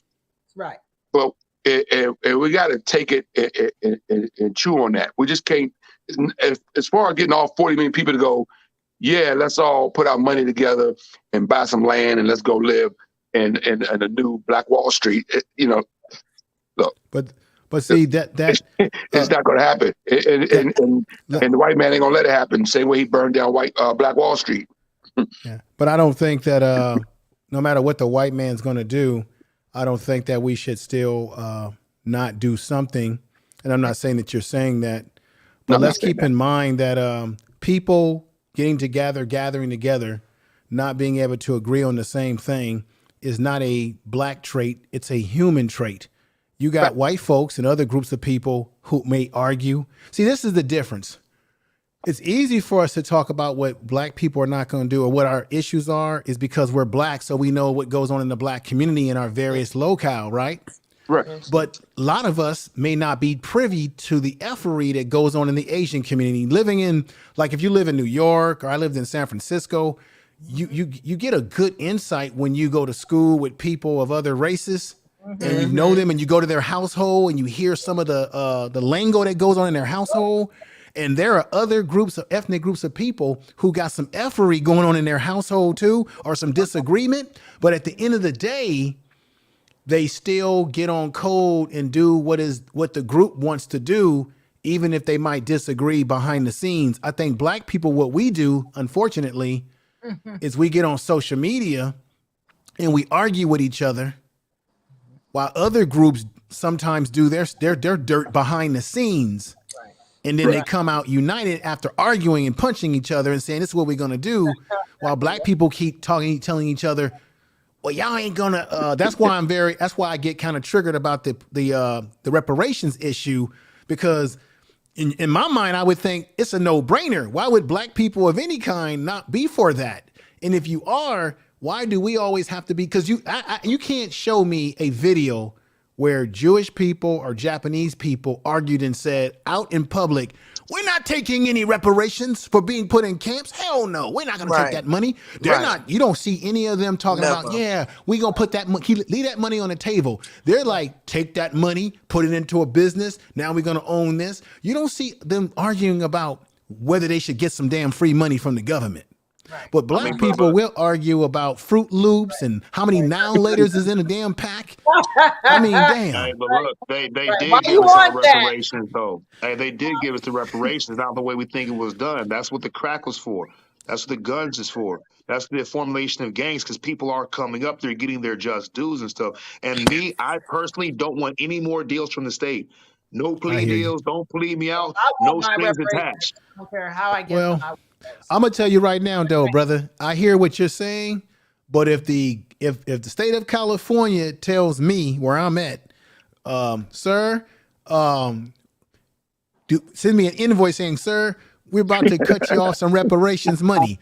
You either sign this document to say nay or yay. You better believe that all 10 of my fingers with a giant pencil will be signing saying yay. Yep. And if the government tomorrow say they're gonna give me a couple of $1 million, I'll take it. Right there. I love it. Yeah. That's what I'm talking about. Thank you, sir. You took the work, you took the action out of my mouth. Keep that giant pencil right here. Listen, can I add on to that? I'll take that government program and I'll take it again and take it again and again. Let's check this out. Listen, Information Man Show. You say that's going on in California. Beautiful thing. What I'm saying is this. The Trump, horrible president, he's out of here. We had to get him out of there. Black people were crying and going crazy to get Biden in office. Biden was telling us, if you black, you don't vote for me, you ain't black, and all of that stuff. You mean to tell me that now that he's in office and Kamala Harris, the first black vice president in his office, we're not demanding reparations? And Biden already got in a room, you can look this up, he was in a room full of black people, and he told them, y'all need to start working with the Hispanics because I heard that. I did a video on that, brother. This is the problem. This is the problem. And I got to be honest, and I know it's not, I don't like to have to talk about black folks, but I don't think that the leadership that we have currently, that's been there for over 100 years, seems like, I just don't think that they are effective at this point. And I believe that we may need to have new blood that comes from the grassroots. I just don't think that Clyburn. I mean, I think you all said this to me before when I was up here. Clyburn and all these other black politicians, they got theirs. They got their money. They're making money. So why would they have any incentive to help all of us that way when they got their retirement, they got their nice homes? So what would be their incentive when they're not on the same page with us? The same as I agree, man. I agree with you, man. Let me say this real quick, right? I'm going to speak personally. But when Trump got elected, when he was running for office, and I'm like, wasn't this a guy from that TV show where all he did was fire people called The Apprentice? Yeah. Like, yeah. And he get elected and he fires the entire FBI, the entire cabinet, the head of the CIA, and then he laid off the whole country for 2 years. Yeah, I get it. To me, they're just people on TV. I got to remember that just because they're put in a position that this is the president, it's just a little tick that rolls by, and they're saying that, I can't verify that's actually true. I don't care how many people agree with that. And we think that Hollywood is Hollywood and news is actual unbiased information for the people when it's done by the media, who's regulated by the FCC, which is a federal, it is a department of the government, and it's only for the purpose of delivering information from the state to the people, pushing ideas across. Right. So, like, I don't believe voting is even real. Mark Twain said if voting was real, they wouldn't let it cause a change. They wouldn't let us do it. I really think that the reparations, who's really getting the reparations? It goes in our hand, it goes out our hand to Gucci, to Prada, Louis Vuitton, to the weed dispensary, to the liquor store. I'm not doing No. Keep this in mind, brother. See this, I've heard this argument. Black people keep pushing this narrative. If you give black people money, what they gonna do with it? That once again, that shows you that culturally conditioning is a powerful thing because we have lack of respect for one another. We hate one another. So now when one another gets money, oh, we're going to do that. We minimize the maximum and maximize the minimum. We assume that all black people who get money won't know what to do with it. Certainly there are black people who don't know what to do with their money, and there's some black people that will know what to do with their money. But the bottom line is, one of the reasons why black people are in the condition that we're in, because we don't have generational wealth, right? This country's been built off of our backs. And when you don't have wealth, what happens? You don't have money, what happens? Crime goes up. That's when right. When you look at Detroit, Michigan, for those of you that are from Detroit, y'all know this better than me. When black people migrated up there in the Great Migration, they had jobs up there. They were able to put their kids through school. They had homes. They were able to buy cars. And you didn't have this high crime issue in Detroit, for example. Not only Detroit, but many of those Camry type states up there where you had industrial things going on. The minute they lost those jobs and black people didn't have money, that's when crime went up. The only reason why we got crime happening the way we have it now is because lack of opportunity, lack of jobs, lack of training. Boom. Look, brother, mental illness. I'm a Gen Xer. I remember the midnight basketball program. The minute they implemented the midnight basketball program, do you know that crime on the streets went down? Most of the dudes that were selling the drugs and doing the gangster behavior, they got involved in the midnight basketball program. And part of the midnight basketball program was job training, skills training. They brought the gangs together to have a troops. That's what you had to do to be a part of the program. It was so effective in the Fillmore area of San Francisco, where I was living at the time as a young man, that did you know that the cops could not make their quotas? All of a sudden, they got rid of the midnight basketball program across the country by saying, oh, we don't have any money to fund it anymore. No, they weren't arresting black men. Black men were getting off the streets and now starting to work together. Just a midnight basketball program that had an educational component. We had that same program in Washington, D.C. where I grew up, information man. So I know what you're talking about. Yes, sir. No doubt. They did the same thing in Iraq. They said they had weapons of mass destruction.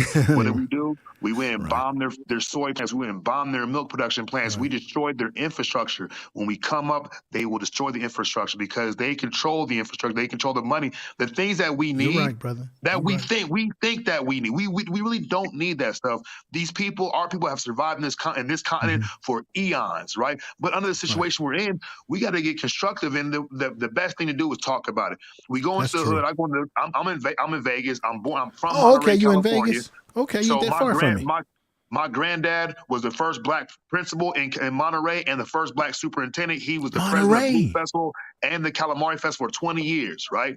Monterey. And I just got done for visiting him and stuff. So what we need to do is we got to get conscious on the situation. We got to subtly suggest, and this is something that's done covertly. We can do it on YouTube and put billboards up. It actually involves communication. You see a dude walk to him like, hey, man, can I talk to you about something? And pitch an idea across to him, let it simmer. If he runs with it, cool. If he doesn't, cool. You know what I'm saying? But without the idea of us pushing ideas amongst each other, because we got to go against the media, we got to go against the music industry, we got to go against the fashion industry, TikTok, Instagram, and also cultural inherited biases that only end up hurting ourselves because our identity of how we think black was given to us through the media.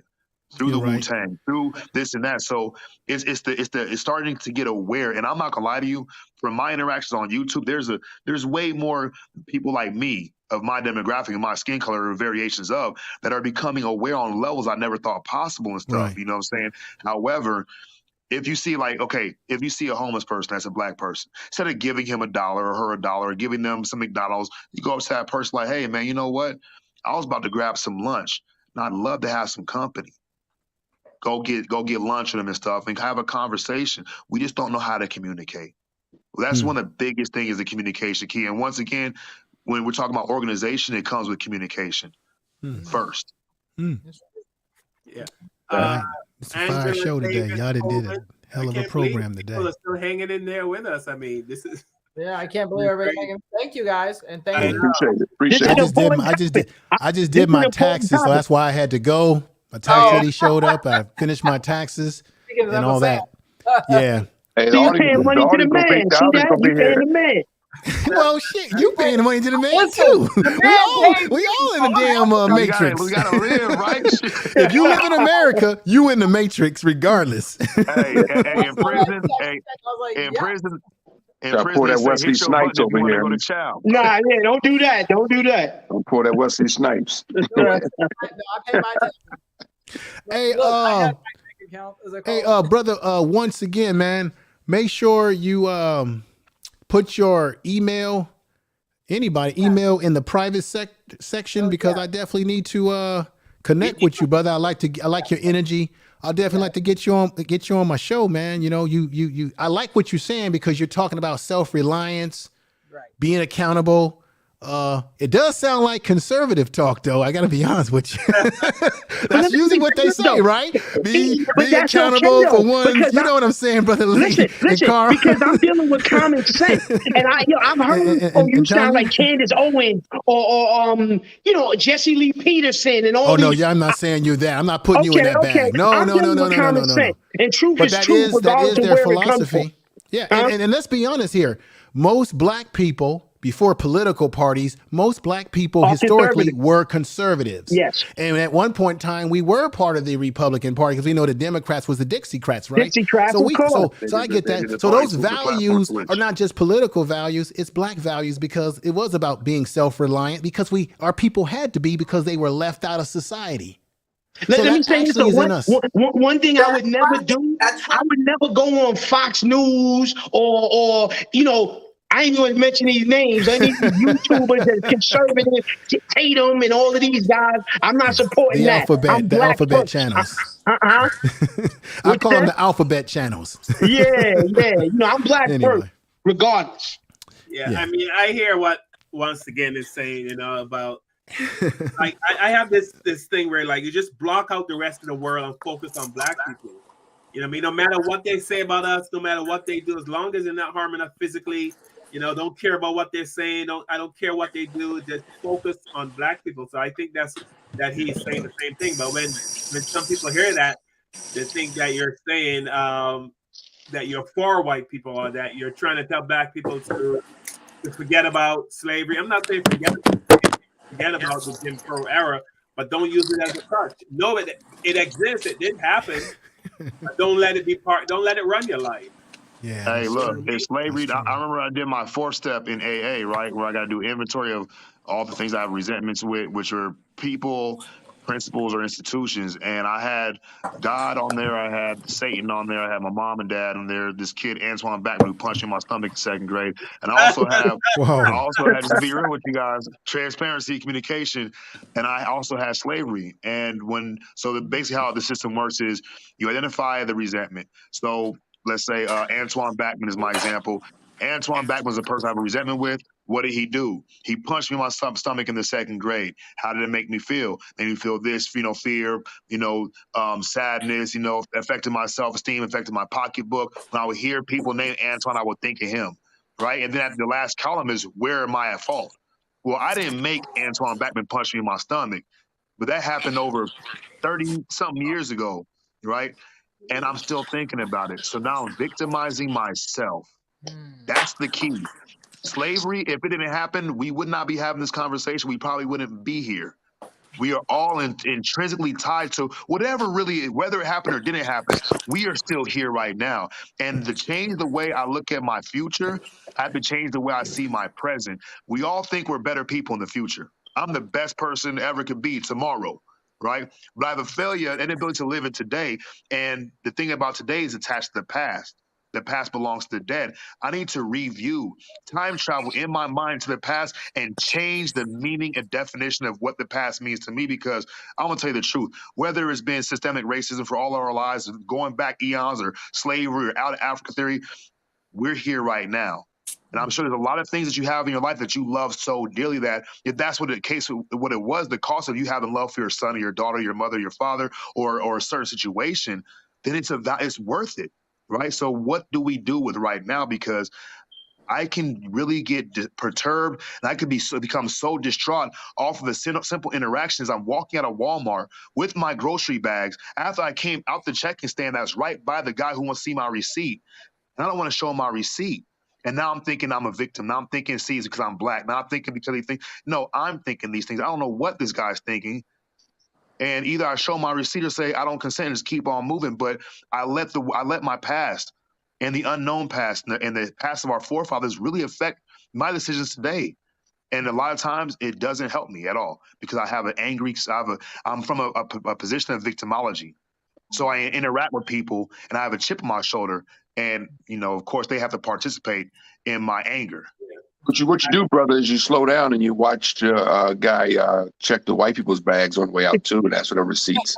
I do not consent. I just pay for this stuff.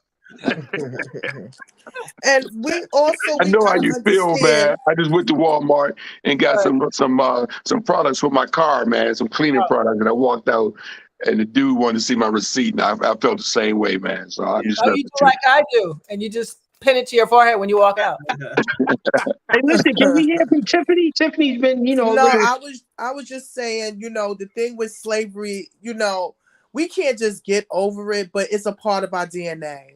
And we should use that to push us to be better people, better human beings. Mm-hmm. And I'm a true believer that a lot of this has to be taught at home. Yes. It starts from a beginning. And if you don't learn it at home, you learn it from somebody that you are acquainted with or you are a partner with. They'll probably teach you. So I'm happy that, I was blessed to have a mother and father. My mother and father was together for 30-something years. My mother taught us about history, taught us about ourselves, where they was not teaching us that in school, but she made sure she taught us that. She taught us how to have empathy and sympathy for others, not only black people, white people, Chinese people, everybody have empathy and sympathy for others. Like I told on the last show, I didn't learn about racism until I got older because black people don't just wake up and teach our children, about racism, but we do tell our boy children to please be on point. The cops will try to hurt you. You understand? Just because of the color of your skin. And white people do not have to do that with their children. You understand what I'm saying? We have to do that. So that's a part of a mental thing. And I keep stressing, I'm an advocate for it because I went through it. I saw it with my family, how we sat around and we normalized dysfunction. And I see it with everybody out here now. And this is why we don't go as far as we should go. But like you said, we do need unity. We need more organization. You want an organization, it's all about pulling it together and having the right people organizing, because it's you go to these organizations and a lot of them is not good. Well, I always say the best organizer is yourself. Right. You understand what I'm saying? So like I said, and what you can do, I can't do. Right. So if you have an idea, you need to execute it because it's your idea. And you have the full visual of it. That's why I started non-for-profit for aged out foster youth because everybody else I didn't like it. Right. So I said, you know what do I got to do? You make it happen for yourself. That's the bottom line. Right. And then everybody will see that and say, yo, what's he doing over there? Well, maybe I can help. Next thing you know, you done built the whole darn empire. So that's that's just me. Do yourself. Which could be a curse and a blessing because you can build this and do all this and it be your own that will turn on you. And that's the saddest part. You understand what I'm saying? So like you said, we have to help whoever crosses our path, and if we find organizations that we can stand with and we know that they're for the people, because I'm for the people. If you're not for the people, I'm not for you. So if I see dysfunction, I'm leaving or I'm not being bothered, or as you say it, call them out, and then they consider me as being the difficult person, because I'm not an organization type of person. Because if I see something wrong, also that I saw, I'm a hairstylist, I'm a beauty artist, so I travel, and I have traveled to at least 3 mega churches, and not one of those churches, I asked them, do they have a life coach on the premises? Because most of the people that's coming into church is broken, and they're trying to cover it up with Jesus. Well, you need to tune into next week's show because we're going to be talking about mega churches. Oh, okay. Hey, a lot. You talking about life coaches and the next thing at a mega church? What happened to the schools? What happened to the supermarkets? You understand what I'm saying? And that's the first thing I asked the pastor. Do y'all talk about Black economics? And all of them was a little slow. Like they didn't they're very understand. slow Well, because they don't want no competitive competition. Yes, and Life their coach, job that's the is to I keep am the us life coach. right here. That's their job. That's their job, and they can make billions of dollars. Have airplanes. Some of them have airplanes. Those are the ones that we should have been talking about. Like, listen, we need clean water in Michigan. Don't get ahead of next week's show, Tanya. Hey, I want to say something real quick. Okay, we Hey, won't I gotta go. Sorry, but you get I what gotta I'm go. All right. I think we all gotta go. Yeah, I want to say bye. I want to thank everyone for being on the panel. I also want to thank all the people that hung in there with us. We only lost a few people, but I would say 95% of the people that were watching kept watching. Thank you to Miss B. Thank you to Jafia. You were very funny. Angela Davis Coleman, thank you so much. Pamela Jones, thanks a lot. Information Man, thank you, brother, for jumping in. Mental Ninja, thank you so much for hopping on. I hope you join us. You know, we do this every Wednesday, 8 p.m. Once again, thank you so much for jumping on, brother. Sorry if I misconstrued your statements. It's all yes, good. and myself as well, because you know what? Thank you. Let me say the information, man. Where do I put my email address? I don't want to say it over this, you know. Type it into the. Can you type in the There's chat? there's a private area. Can look at your. Oh, you must be using your phone, huh? I'm You're using on your my phone. Yeah. All right. Just put it in the back chat. no, this is what you do, brother. This is what you do. Go to my channel. It's Information Man Show. Go in my about section of my channel, and you'll see my email. And then just send me an email. And also to the 5 Black Comics, I got to get you guys back on my show ASP because we got to keep promoting this platform. So I need to get y'all back over there and keep promoting, keep promoting. Because I told folks about y'all today, and your channel, y'all be talking real talk over here. Thank you, man. So next week we're gonna be hot, man. We're bringing the fire next week. Bringing the fire next week, baby. So when the time is available for you all, we got to bring you back over and continue promoting the channel heavy as possible. So I'm going to get off. I appreciate everybody and thank you. Thank you. Man. Have a great week. Peace. Hey, pay your taxes too. Listen, I'm moving to Cali. I'm moving back to Cali. Hey, peace and love, everybody. Thank you very much. Tiffany, pleasure, Tiffany. And once again, nice meeting you, brother. No doubt, no doubt. All right, man. Have a good evening. Have a good evening, everybody. All right, see you next week. See y'all next week, no doubt. Hey, Tanya, call. Don't go away. Like and subscribe. All right. No doubt. Oh yes, thank you. Like and subscribe. Please do. Share. Need that paycheck. We're not live right now, right? Okay. Yeah, so we're live. Yes, we're still live. Okay. All right.